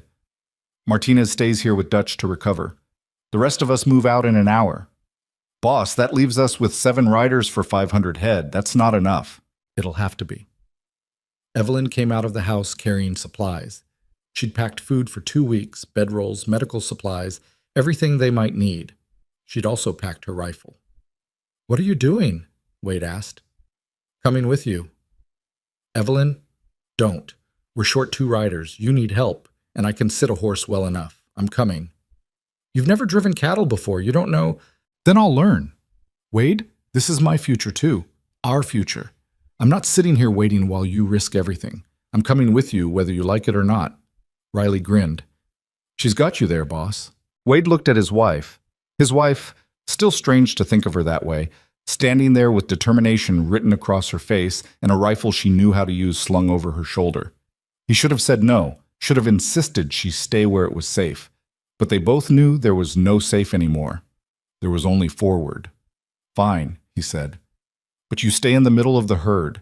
No point position, no drag. And if I tell you to ride for help, you ride. No arguments. No arguments, she agreed, lying through her teeth. They both knew it. They moved out an hour later, 8 riders pushing 500 head of cattle north toward Cheyenne. The morning was clear and cold, the kind of spring weather that promised heat later but delivered frost now. The cattle moved reluctantly at first, confused by the combination of herds, unsure about leaving familiar grazing land. But gradually they settled into a rhythm, following the leaders, spreading out across the trail. Evelyn rode beside Sarah Mitchell, learning as she went. How to read the herd's mood, how to spot the troublemakers who'd try to break away, how to use her horse's body language to push cattle in the right direction without actually touching them. You're a natural, Sarah said after the first few hours. I'm terrified. That too. But you're doing it anyway. That's what matters. They made 12 miles the first day. Not great, but not terrible. They camped that night in a shallow valley with good grass and water nearby. Wade posted guards in shifts, 2 men watching the herd at all times while the others slept. Cattle could spook at anything, especially at night. A coyote. A strange sound. Even their own shadows in the moonlight. Evelyn lay in her bedroll next to Wade, staring up at stars so thick they looked like spilled salt. She could hear the cattle shifting and breathing, could smell their earthy presence mixed with campfire smoke and coffee. You did good today, Wade said quietly.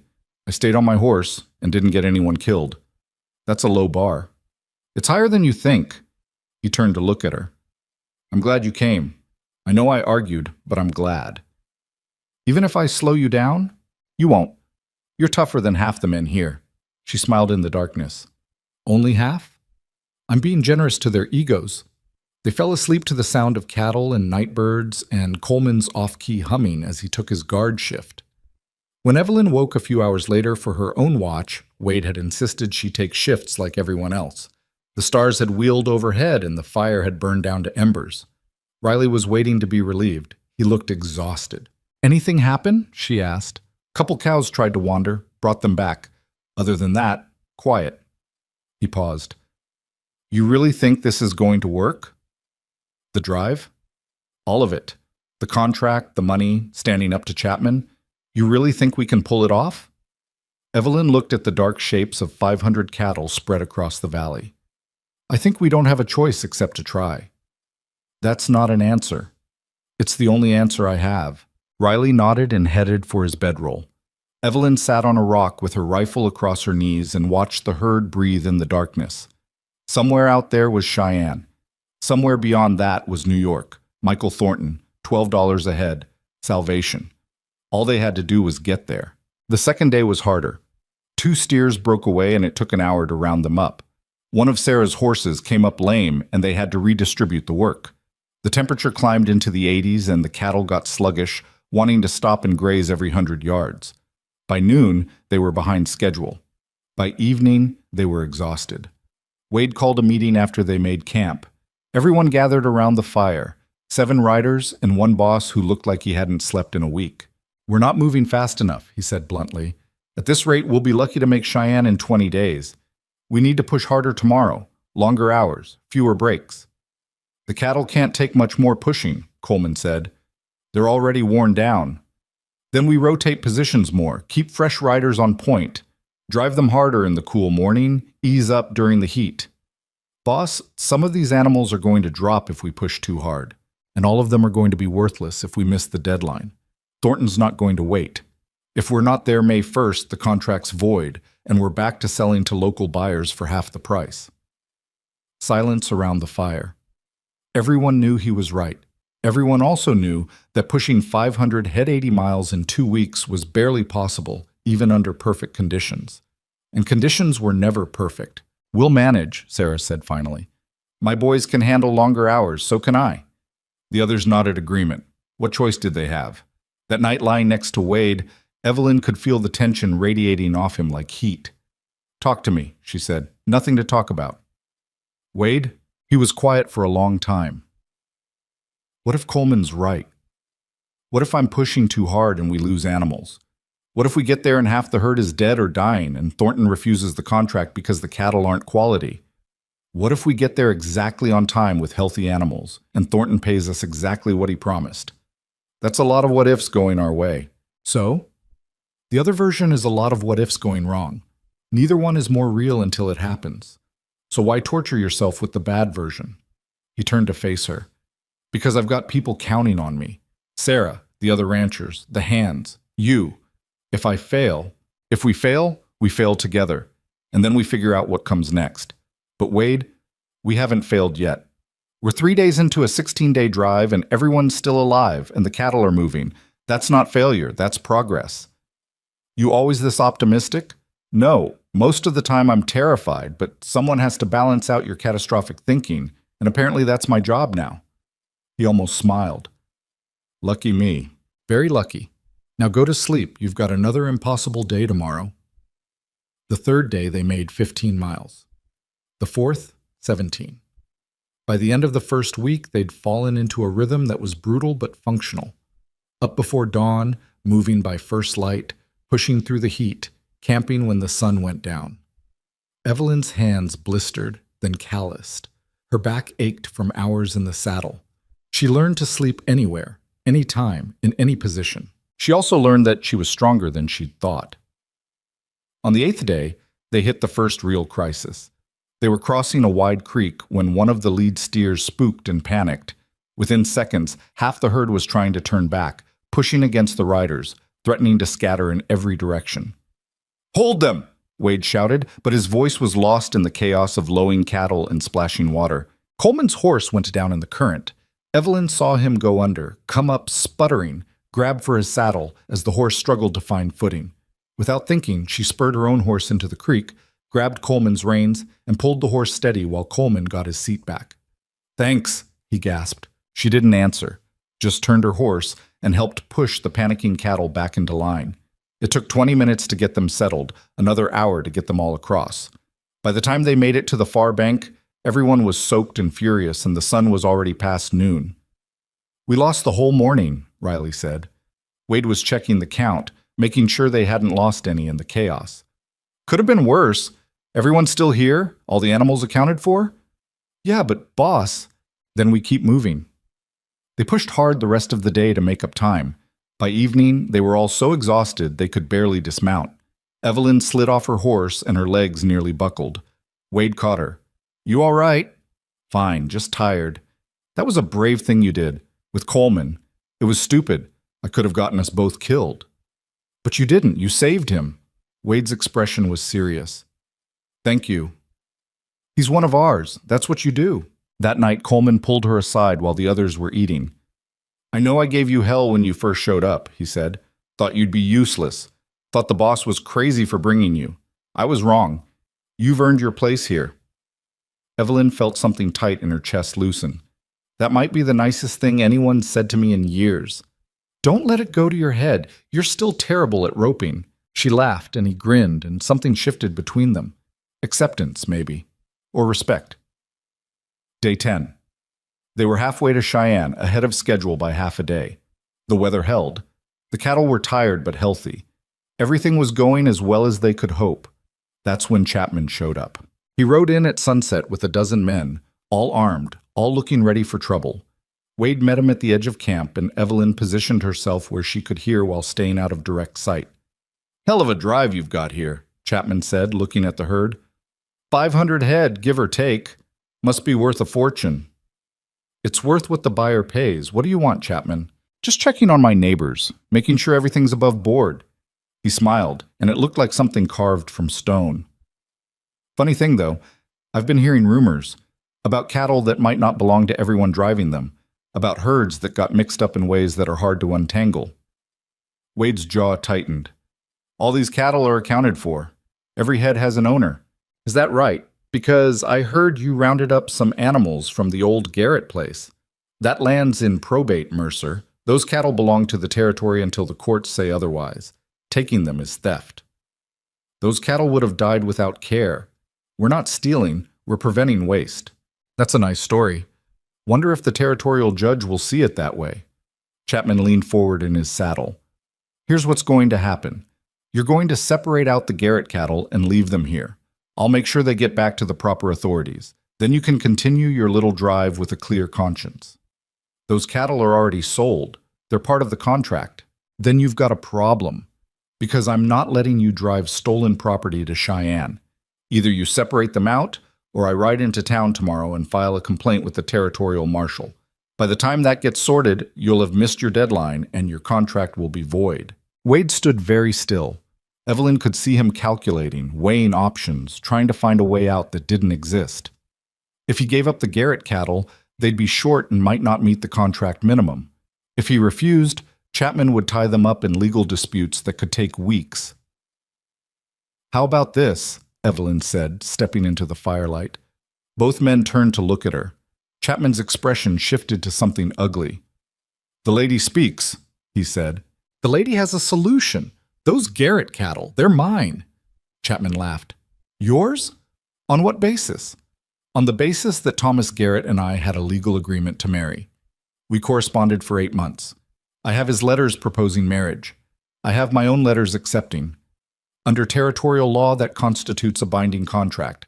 When he died, his property should have passed to me as his intended. That's the most ridiculous thing I've ever heard. Is it? Or is it exactly the kind of claim that would take a judge weeks to sort out? Weeks you'd have to spend in court fighting me instead of harassing my husband. Weeks during which we'd have already delivered our cattle and collected our payment. Chapman's smile disappeared. You're bluffing. Am I? You want to risk it? Because I've got letters, witnesses, and a very good lawyer back east who'd love to argue this case. My father may have died broke, but he had friends in the legal profession who owe me favors. You really want to start a legal battle you might not win. The silence stretched. Chapman looked at Evelyn, then at Wade, then back at Evelyn. She could see him recalculating, trying to figure out if she was serious. This isn't over, he said finally. It never is with you, but tonight it is. Now get off our camp before my husband decides your presence is threatening and acts accordingly. Wade's hand had moved to the gun on his hip without Evelyn noticing. Chapman noticed, though. He wheeled his horse and rode off with his men following, disappearing into the darkness. When they were gone, Wade turned to Evelyn. That was either brilliant or insane. Probably both. What, was I right? About the legal claim? I have no idea. But it sounded convincing. Coleman walked over. You just backed down Chapman with nothing but words and attitude. That's the most impressive thing I've seen all year. He'll be back, Evelyn said. He's not going to let this go. Maybe not, Wade said. But you bought us time. That's all we need. They doubled the guard shifts that night, everyone expecting Chapman to return with more men or with the marshal or with some other scheme. But the night passed quietly. When dawn came and they started moving the herd, there was no sign of pursuit. Still, the encounter had rattled everyone. They pushed harder, trying to make up time, trying to get to Cheyenne before Chapman could organize opposition. The cattle suffered for it. 2 steers collapsed from exhaustion and had to be left behind. 3 more developed infections from minor injuries and slowed the entire herd. On day 13, they were still 20 miles from Cheyenne and running out of time. We can make it, Wade said, studying the map by firelight. If we push through the night tomorrow, drive straight through, we can get there by May 1st. The cattle can't handle a night drive, Coleman said. They're already worn down. They're going to have to handle it. We don't have another option. Boss, I said we don't have another option. The argument went in circles for an hour. Finally, Sarah Mitchell spoke up. He's right, she said. I hate it, but he's right. We've come too far to fail now. We drive through tomorrow night. We get these cattle to Cheyenne. And if we lose some along the way, that's the price we pay. The others reluctantly agreed. They spent day 14 making slow, steady progress, conserving the cattle's energy for the final push. As the sun set, instead of making camp, they kept moving. Through the darkness, through the cold, through exhaustion that had everyone swaying in their saddles. Evelyn had never been so tired in her life. Her eyes kept trying to close. Her hands on the reins felt numb. Twice she nearly fell asleep on her horse, and Wade's voice jerked her awake. Stay with me, he said. Just a few more hours. I'm not going anywhere. Promise? Promise. They pushed through the night, lost 3 more cattle to exhaustion, lost track of time, lost everything except forward motion and the desperate need to reach Cheyenne before the deadline expired. Dawn found them 5 miles outside the city. The cattle were stumbling, the horses were blown. The riders looked like corpses that had forgotten to die. But they'd made it. They drove the herd into the stockyards at 8 o'clock on the morning of May 1st. A man in a suit was waiting. Michael Thornton's representative, clipboard in hand, looking skeptical. You're Wade Mercer? I am. You're supposed to have 500 head, give or take. The representative walked through the herd, counting, examining. The wait felt like hours. Finally, he came back. 487 head. You're short. Wade's heart sank. They'd lost 13 somewhere along the way, to exhaustion, to injury, to the brutal push of the final night, 13 head short of the contract minimum. We lost some on the drive, he said, but the rest are quality. You can see that. Contract says 500. Contract says approximately 500. 13 head is within reasonable variance for a drive this long. The representative looked at him, looked at the exhausted riders, looked at the cattle that had been pushed to their absolute limit and somehow survived. Wait here, he said, and walked to the telegraph office. They waited. The sun climbed higher. The cattle milled restlessly. Evelyn stood next to Wade, so tired she could barely stand, watching the telegraph office door like her life depended on what came out of it. Which, in a sense, it did. The representative came back 30 minutes later. His expression hadn't changed. Mr. Thornton says the variance is acceptable. He'll take all 487 head at $12 each, payment on delivery to the rail cars. You've got until noon to load them. Wade actually staggered. Evelyn caught him, and for a moment they just stood there holding each other up while the world tilted and righted itself. We did it, she whispered. We did it. They loaded the cattle, collected payment, $5,844 in banknotes and gold, divided the shares according to head count. Wade's portion came to just over $2,000. More money than he'd ever held at one time, more money than he'd thought he'd ever see. Sarah Mitchell cried when she got her share. The other ranchers looked dazed. Coleman and the hands grinned like idiots. That night, they camped outside Cheyenne, too tired to celebrate properly, but too relieved to sleep.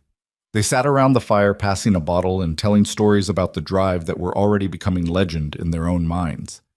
You think Chapman knows yet? Riley asked. Probably. Telegraph's fast. He'll know we made it. What do you think he'll do? Wade looked at Evelyn. I don't know. But I know we've got resources now. Money to pay lawyers if we need them. Money to reinforce the ranch. Money to survive whatever comes next. Plus, you married a woman who can bluff a cattle baron, Coleman added. That's worth something. Everyone laughed. Evelyn leaned against Wade's shoulder and watched the fire burn, feeling the weight of the past months settling into something that almost felt like peace. They'd done it. Against odds that should have destroyed them, they'd actually done it. The trip back to the Box M took 4 days without the cattle to slow them down. They rode in on a bright May morning to find Dutch and Martinez waiting with news. Chapman filed a legal claim, Dutch said. Says those Garrett cattle were stolen property. Wants the courts to seize your profits. Wade's jaw tightened, but Evelyn put a hand on his arm. Let him file. I've got letters proving my claim to Garrett's estate. More importantly, we've got money now. Money for lawyers. Money to fight back. She looked at Wade. This isn't over, but we're not helpless anymore. No, Wade agreed. We're not. That night, they sat on the porch of the house that finally felt like home, watching the sun set over land they'd fought to keep. Evelyn's hand rested on her stomach, on the secret she'd been carrying for 3 weeks and hadn't told anyone yet. There'd be time for that. Time for a lot of things now. What are you thinking? Wade asked. I'm thinking that 6 months ago I got off a train with nothing, and now I have everything. We're still going to have problems. Chapman's not done. The ranch needs work. Winter's coming again.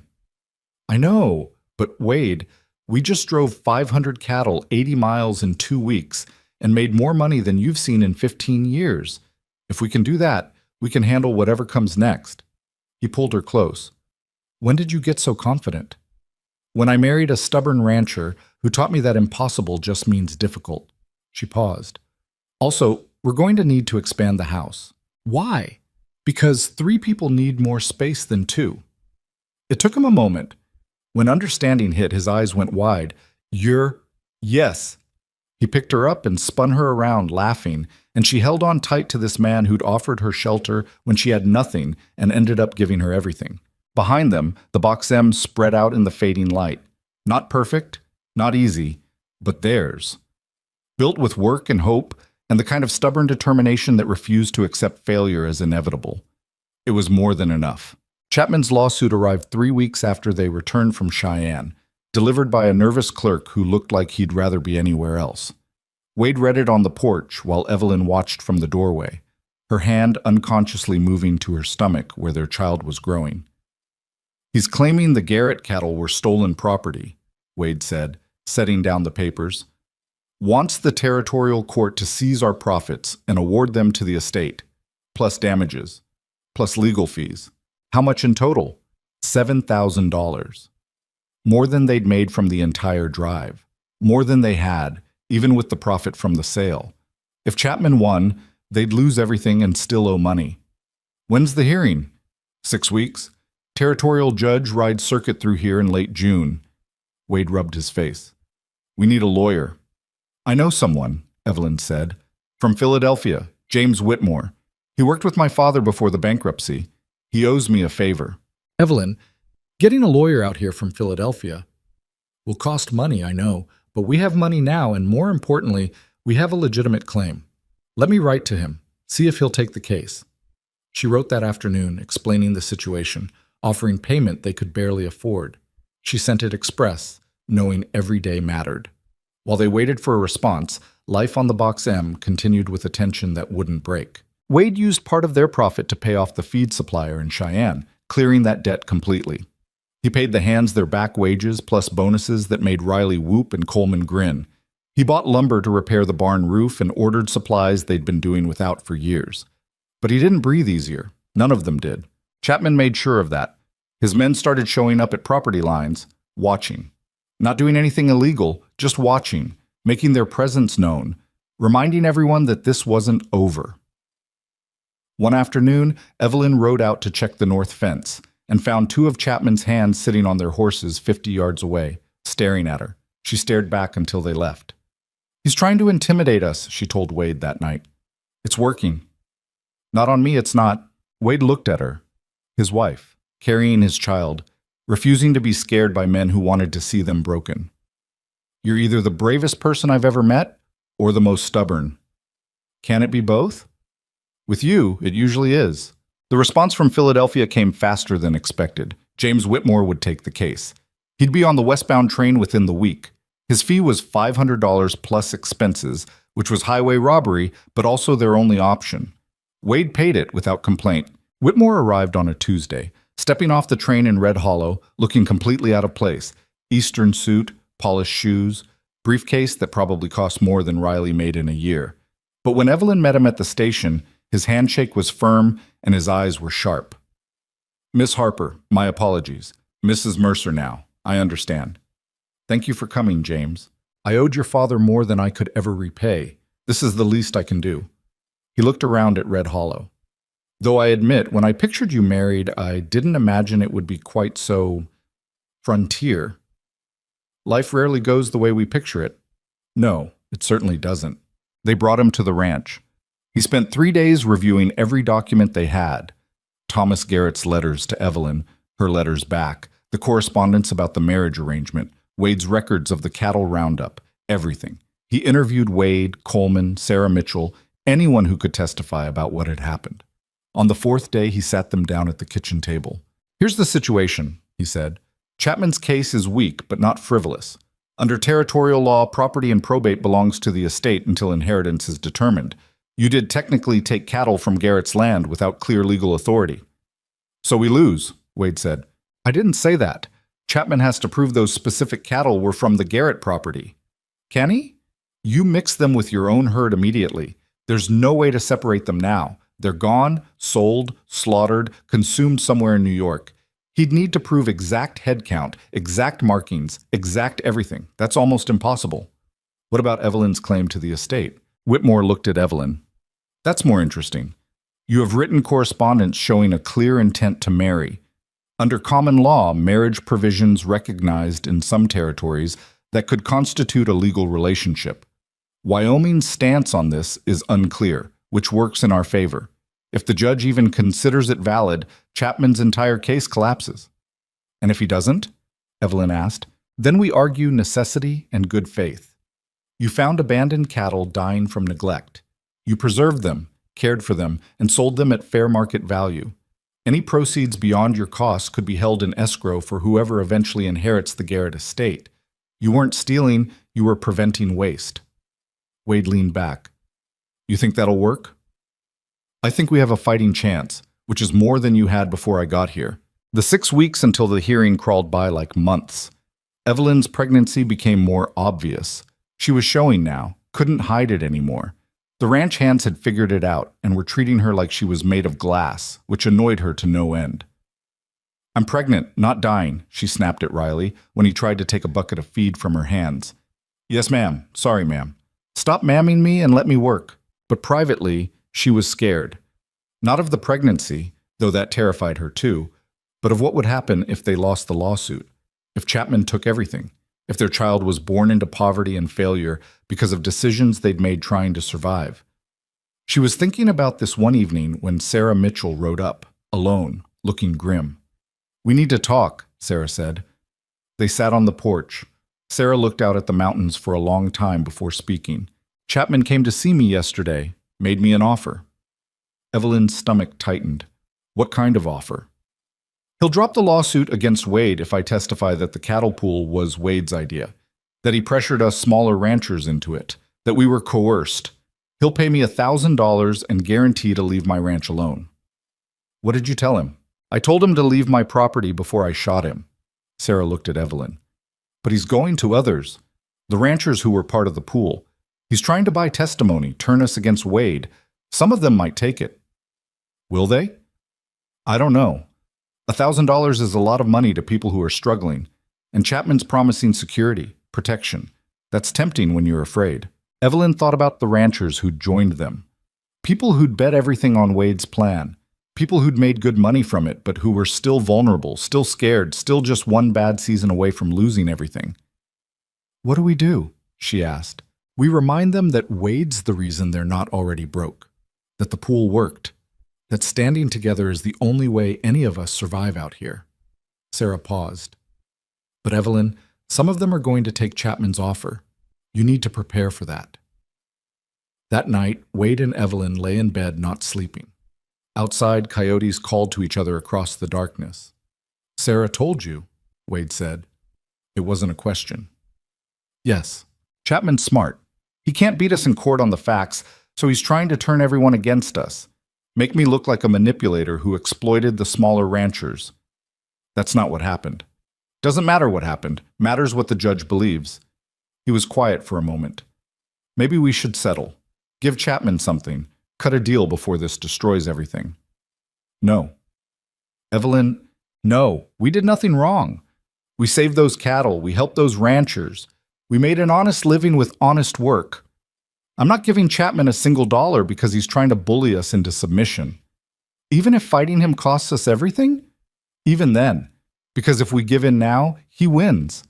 And men like Chapman always win because people are too scared to stand up to them. Well, I'm not scared. Or I am, but I'm more angry than scared. And I'm done letting fear make our decisions. Wade pulled her close.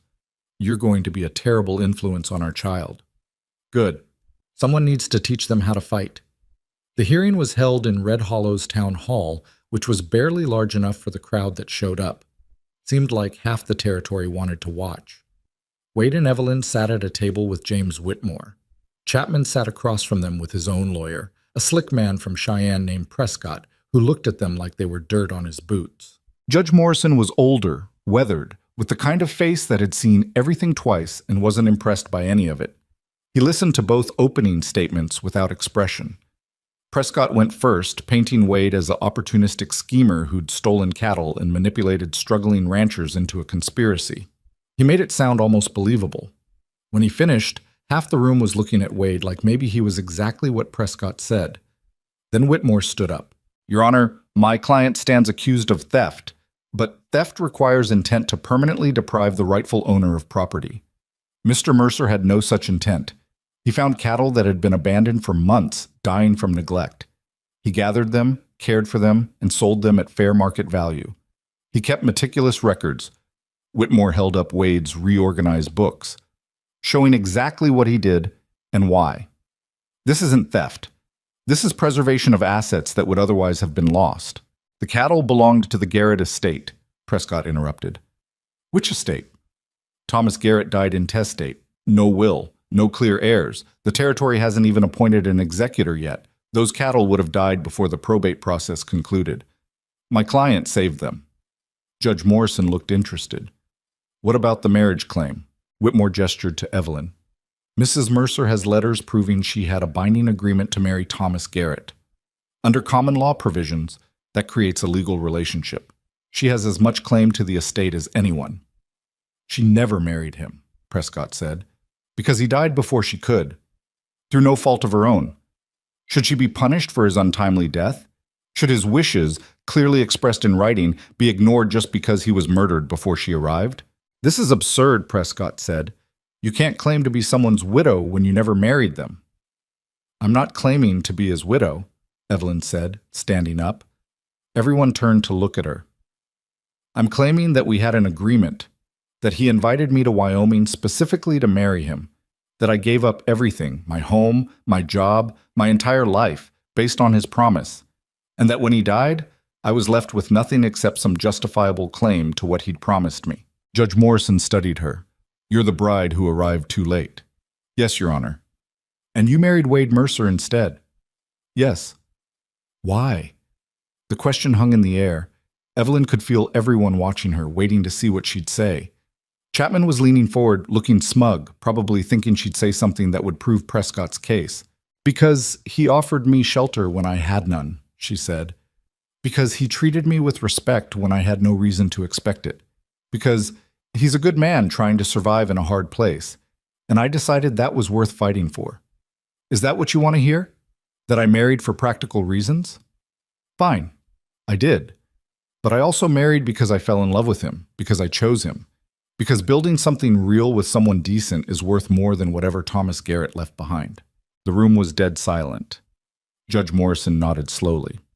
Mr. Prescott, Your client wants $7,000 based on the theft of approximately 60 cattle. That's over $100 per head. Seems excessive. It's not just the value of the cattle, Your Honor. It's damages for... I read your filing. I understand what you're asking for. The judge looked at Chapman. Mr. Chapman, you've been awful interested in the Garrett property since Tom died. Why is that? Chapman stood. I'm protecting the integrity of... That's not what I asked. Why do you care about 60 head of cattle that weren't yours? Because theft is theft. If we allow... Mr. Chapman, the judge's voice got hard. I've been riding circuit in this territory for 12 years. I know who you are. I know your reputation. And I know that you've tried to buy the Garrett land 3 times through intermediaries. Now you're using this court to attack the one man who's helping keep small ranchers afloat. That strike you as justice? Prescott jumped up. Your Honor, that's... Sit down, Mr. Prescott. I'm talking to your client. Morrison looked at Chapman. You want me to punish Wade Mercer for saving cattle that would have died anyway? For organizing ranchers so they could get fair prices? For the crime of being better at business than you expected? That what you want? Chapman's jaw worked. I want what's legal. What's legal and what's right aren't always the same thing. Out here, we have to balance both. The judge looked at Whitmore. Your client kept records of the cattle he gathered? Yes, Your Honor. Complete records. And the proceeds from selling them? $2,047, which were prepared to place in escrow pending determination of the Garrett estate. Do that. Put the money in escrow. When and if the probate court determines an heir, they can claim it. Until then, it sits in a bank account doing nothing. Morrison looked at Chapman. That satisfy you? No, Your Honor. It's going to have to, because I'm not awarding you damages for cattle that my gut tells me you wanted to steal yourself once Mercer's ranch failed. The judge banged his gavel. Escrowed funds, no damages, case dismissed. We're done here. The room erupted. Chapman was on his feet shouting. Prescott was arguing. But Morrison just gathered his papers and walked out, leaving everyone else to sort through what had just happened. Wade sat frozen. Evelyn grabbed his hand. We won, she whispered. We didn't win. We just didn't lose everything. Out here, that's the same thing. Whitmore was grinning. That went better than expected. Judge Morrison has a reputation for frontier justice. He doesn't care much for land grabbers and bullies. Chapman stormed past their table, his face twisted with rage. This isn't over, Mercer. Yeah, it is, Wade said, standing up. You tried to break us legally, and it didn't work. You tried to turn the ranchers against us, and that didn't work. You're out of moves, Chapman. Time to accept it and move on. You think you've won? You haven't won anything. You're still a broke rancher barely holding on. One bad season, and you're finished. Maybe, but I'll face it standing up with my wife beside me and friends I didn't have to buy. That's more than you've got. Chapman looked like he wanted to swing. Prescott grabbed his arm and pulled him away. They left, and the crowd slowly dispersed. And finally, it was just Wade and Evelyn and Whitmore standing in the empty hall. You should celebrate, Whitmore said. We should pay you, Wade replied. 500 plus expenses, like we agreed. Keep it. Consider it my final debt to Evelyn's father. Whitmore smiled. Besides, I needed the reminder that law isn't just about money. Sometimes it's about doing what's right. This was right. He left to catch the eastbound train. Wade and Evelyn walked out into the afternoon sun, and for the first time in months, Evelyn felt like she could actually breathe. We need to put that money in escrow like the judge said, Wade told her. I know. That's $2,000 we could have used. It's also $2,000 that wasn't ours. It was Thomas Garrett's, or it should have been. She paused. Wade, I need to do something. What? I need to go to his grave. I never did. Never thanked him for the letters, for the hope, for accidentally bringing me to you. I need to pay my respects. They rode out to the Garrett property the next day. The house was still abandoned, slowly being reclaimed by wind and weather. But up on the rise where Wade and the others had buried Thomas, there was a simple marker. Evelyn stood there for a long time, looking at the name carved in wood. Thomas Garrett, born 1848, died 1875. A man she'd never met who'd changed her life completely. Thank you, she said quietly, for the letters, for the invitation, for dying at exactly the right time in exactly the right way to bring me here. I'm sorry I never knew you. I think we might have been happy together, but I'm also grateful things worked out the way they did. I hope wherever you are, you understand that." Wade stood beside her, silent. When she was ready, they walked back to the horses. As they rode away, Evelyn looked back once at the lonely grave on the hill. "What happens to this land?" she asked. "Probably sits empty until someone buys it at auction. Could be years." "We should buy it." Wade looked at her. "What?" "When it goes to auction, we should buy it. It borders our property. It's got good grazing, good water, and it's where this all started.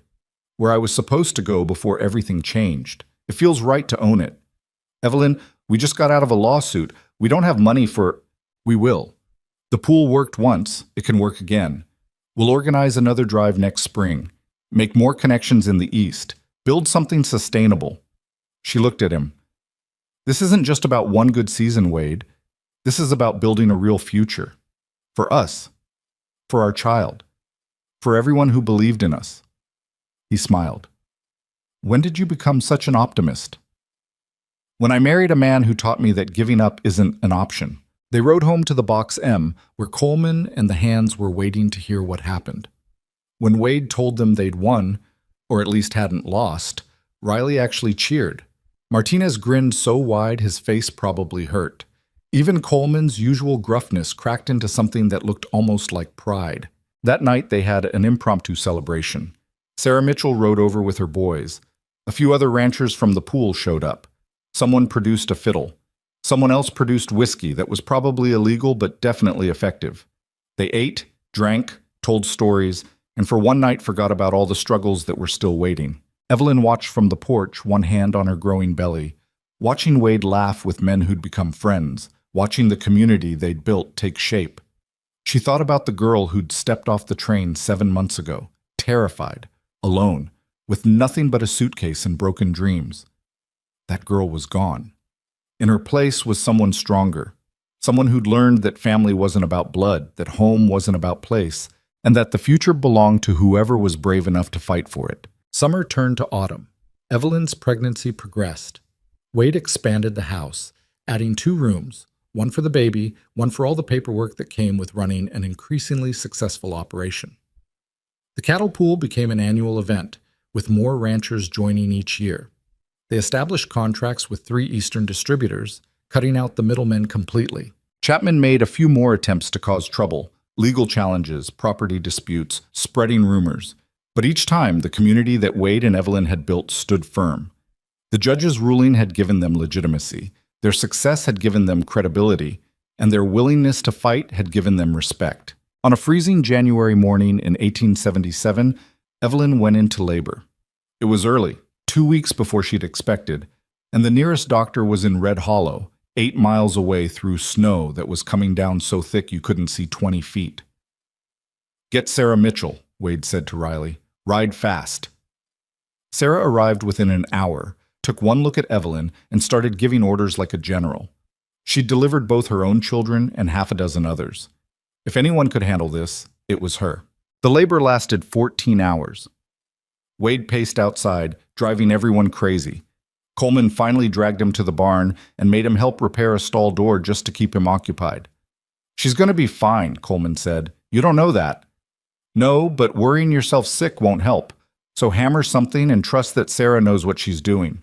Inside, Evelyn was discovering that childbirth was every bit as terrible as everyone said, and worse than she'd imagined. But Sarah's calm competence kept her grounded. When the pain got so bad she thought she'd break, Sarah's hand was there. When she was sure she couldn't do this, Sarah's voice cut through the chaos. "You can, and you will.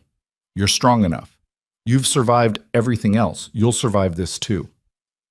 And somehow, impossibly, she did. The baby, a girl, was born just after midnight, tiny, red-faced, screaming her fury at being pulled from warmth into cold. Sarah cleaned her, wrapped her, and placed her in Evelyn's arms. "She's perfect," Sarah said. Evelyn looked down at her daughter and felt something shift in her chest. Every sacrifice, every risk, every terrifying moment had led to this, to holding this small life in her arms and knowing that whatever happened next, this was worth it. Wade came in looking like he'd aged 10 years and 14 hours. When he saw Evelyn holding the baby, his entire face transformed. "We have a daughter," Evelyn said. "Is she, are you?" "We're both fine. Come meet her." He crossed the room like he was approaching something holy, looked down at the tiny face peeking out from the blanket, reached out one rough, calloused finger and touched her hand. The baby's fingers wrapped around his, and Wade's eyes filled with tears he didn't bother hiding. "What do we name her?" he asked. Evelyn had been thinking about this for months. "Lily. I want to name her Lily." "Why?" "Because lilies grow in the harshest conditions, because they're beautiful and tough, because that's what I want her to be." Wade smiled. "Lily Mercer. I like it." They sat there together, the three of them, while outside the snow fell, and the ranch slept, and the future waited to be written. The years that followed weren't easy. Nothing about frontier life ever was. There were more harsh winters, more droughts, more struggles. But there were also triumphs. The cattle pool expanded to include 20 ranches. Wade and Evelyn bought the Garrett property when it went to auction, combining it with the Box M to create one of the largest spreads in the territory. They built a real school, hiring a teacher from the East to educate ranch children who'd never had that opportunity. Lily grew up wild and fearless, learning to ride before she could properly walk, following her father around the ranch and driving her mother crazy with her complete lack of fear.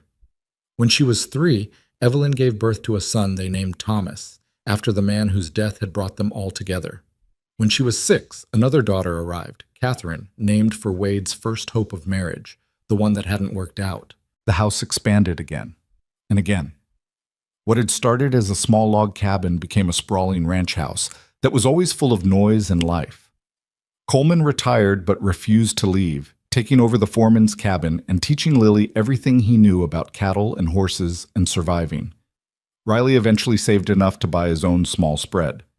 Martinez married a widow from Red Hollow and brought his stepchildren to work the ranch. Dutch kept cooking, kept grumbling, and kept the whole operation fed. Sarah Mitchell became Evelyn's closest friend and co-conspirator.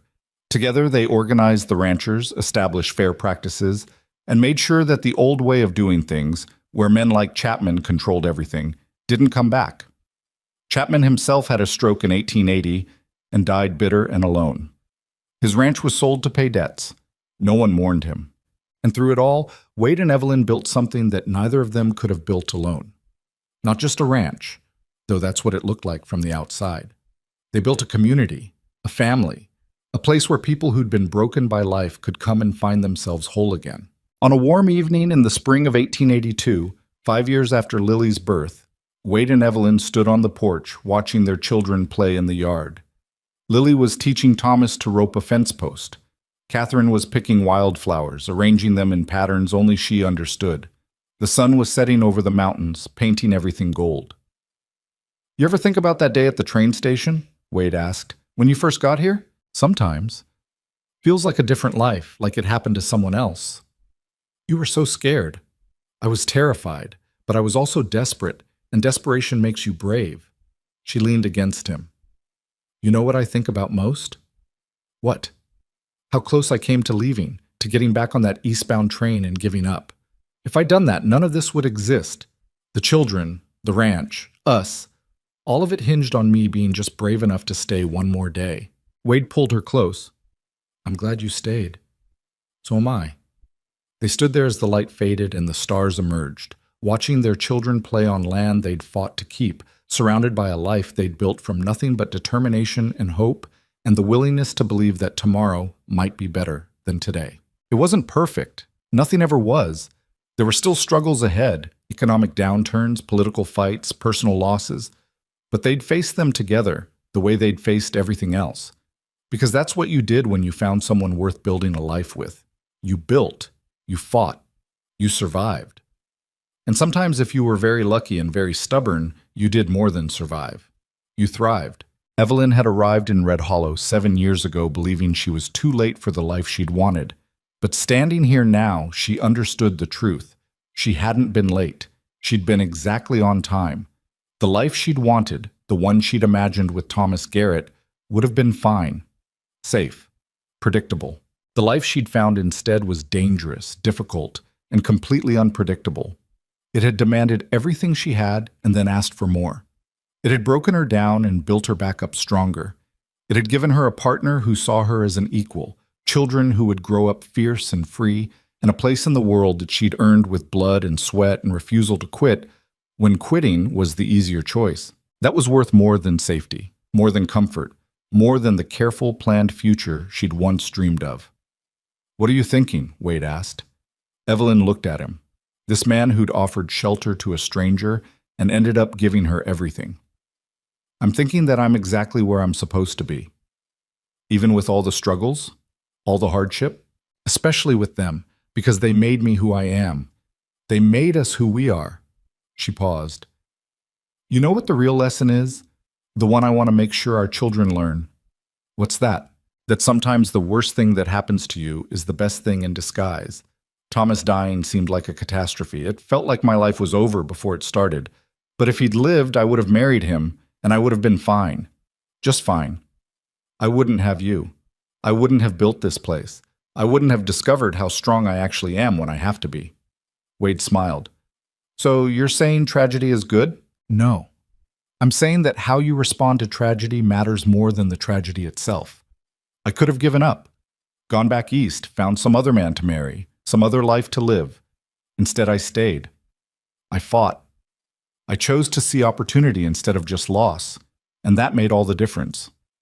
"You make it sound easy." "It wasn't easy. It was the hardest thing I've ever done. But easy isn't the point. Worthwhile is the point. And this," she gestured at the ranch, the children, the life they'd built, "this is worthwhile." As full darkness fell, they called the children inside. Lily complained about stopping her roping practice. Thomas wanted 5 more minutes. Catherine had fallen asleep in the flowers and had to be carried. It was chaos and noise and perfect. After the children were in bed, Wade and Evelyn sat by the fire in the main room. The same room where she'd first cleaned 7 years ago. The same table where she'd organized his impossible records. But everything else had changed. The room was bigger now, filled with furniture they'd built or bought, books they'd collected, evidence of a life fully lived. "Do you have any regrets?" Evelyn asked. Wade thought about it. "A few. I regret the years I spent alone before you got here. Regret I didn't organize the ranchers sooner. Regret every cow I've lost to weather or stupidity." He paused. "But the big things? The important choices? No regrets there. Not even marrying a woman you barely knew? Especially not that. Best decision I ever made." He looked at her. "What about you? Any regrets?" "Just one." "What's that?" "I regret that I worried so much. About failing, about not being good enough, about what people thought. All that energy wasted on fear when I could have just trusted that things would work out. Would have saved you some stress. Would have saved me a lot of stress. But I suppose that's part of the lesson too. You can't learn to be brave until you've been terrified. Can't learn to be strong until you've been broken. Can't appreciate home until you've been lost." Wade stood and pulled her to her feet. "Dance with me." "There's no music." "Don't need music." They swayed together in the firelight, moving to a rhythm only they could hear. Outside, the wind picked up, carrying the smell of sage and cattle and distance. The familiar sounds of their ranch settling in for the night surrounded them. Horses in the barn, chickens roosting, the creak of wood adjusting to temperature changes. This was home. Not because it was comfortable or easy, but because they'd built it together. Because every board in this house, every fence post on this land, every head of cattle in the fields represented a choice they'd made to stay, to fight, to believe in something better. Years later, when Lily was grown with children of her own, she asked her mother about those early days, about stepping off the train into nothing and somehow ending up with everything. "Weren't you scared?" Lily asked. "Every single day," Evelyn admitted. "But your father taught me something important. Being scared doesn't mean you're weak. It means you care about the outcome. The trick is doing what needs doing anyway. What if you fail? Then you fail. But you fail trying, which is better than succeeding at nothing because you were too afraid to attempt anything." Evelyn looked at her daughter, strong, confident, fearless in the way children of survivors often are. "The world's going to tell you all the reasons you can't do things. It'll say you're too young, too female, too poor, too uneducated, too late. Don't believe it. I was all those things, and I still built a life worth living. Is that why you named me Lily? Because lilies grow in hard places? That's exactly why. The ranch prospered for generations. The Mercer name became synonymous with fair dealing and hard work. The cattle pool evolved into a cooperative that helped small ranchers across 3 territories. The school Evelyn started educated hundreds of children who grew up to be doctors, lawyers, teachers, ranchers, and everything in between. And through it all, the story was told and retold, about the bride who arrived too late for one life and exactly on time for another, about the rancher who offered shelter to a stranger and found a partner instead, about 2 people who faced impossible odds and won, not through luck or circumstance, but through sheer stubborn refusal to accept defeat. It became the kind of story people told when they needed hope, when they felt like giving up, when circumstances seemed too hard and the future too uncertain. They'd remember that Evelyn Harper had faced all that and more, that Wade Mercer had been on the edge of losing everything, that together they'd built something that lasted. Because that's what love does when it's real. Not the easy, comfortable kind. The kind that demands everything and gives everything back. The kind that's forged in crisis and tempered by struggle. The kind that doesn't just survive adversity, but transforms it into strength. Wade died in 1903, peacefully in his sleep at 73. He'd lived to see his grandchildren, to watch his ranch become a legacy, to know that everything he'd worked for would outlive him. Evelyn held his hand as he went, whispering thank you for all the years, all the struggles, all the moments both beautiful and terrible that had made their life together. She lived another 12 years, dying in 1915 at 82. Her children and grandchildren surrounded her at the end, filling the house with noise and life, and proof that what she and Wade had built continued. Her last words were simple: "I'm not late anymore." And she wasn't. She was exactly on time for whatever came next. The Box M still stands, over a century later. Different families have owned it, different hands have worked it, but the core remains. The house Wade built, expanded by Evelyn, still shelters people from the Wyoming wind. The land they fought to keep still produces cattle. The legacy they created still matters. Because some stories transcend their moment. Some lives echo longer than the years they lived. And some loves, the real ones, the hard-won ones, the ones built on choice rather than convenience, they never really end. They just become part of the land, the wind, the mountains. Part of the story that the frontier tells about itself, about survival and stubborn hope, and the courage to build something beautiful in a hard place, about arriving exactly when you're supposed to, even when it feels too late, especially then. I'm just gonna be perma down on XP now. Faker, playmaker.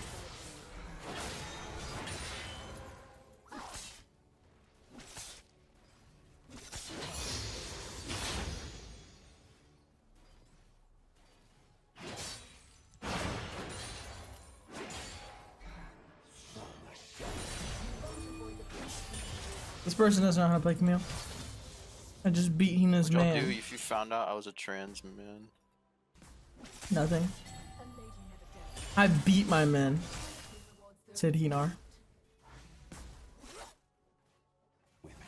That's the way I like it. I want a wife that'll beat me.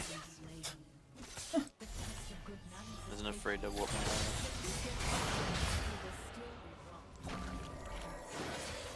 Alright.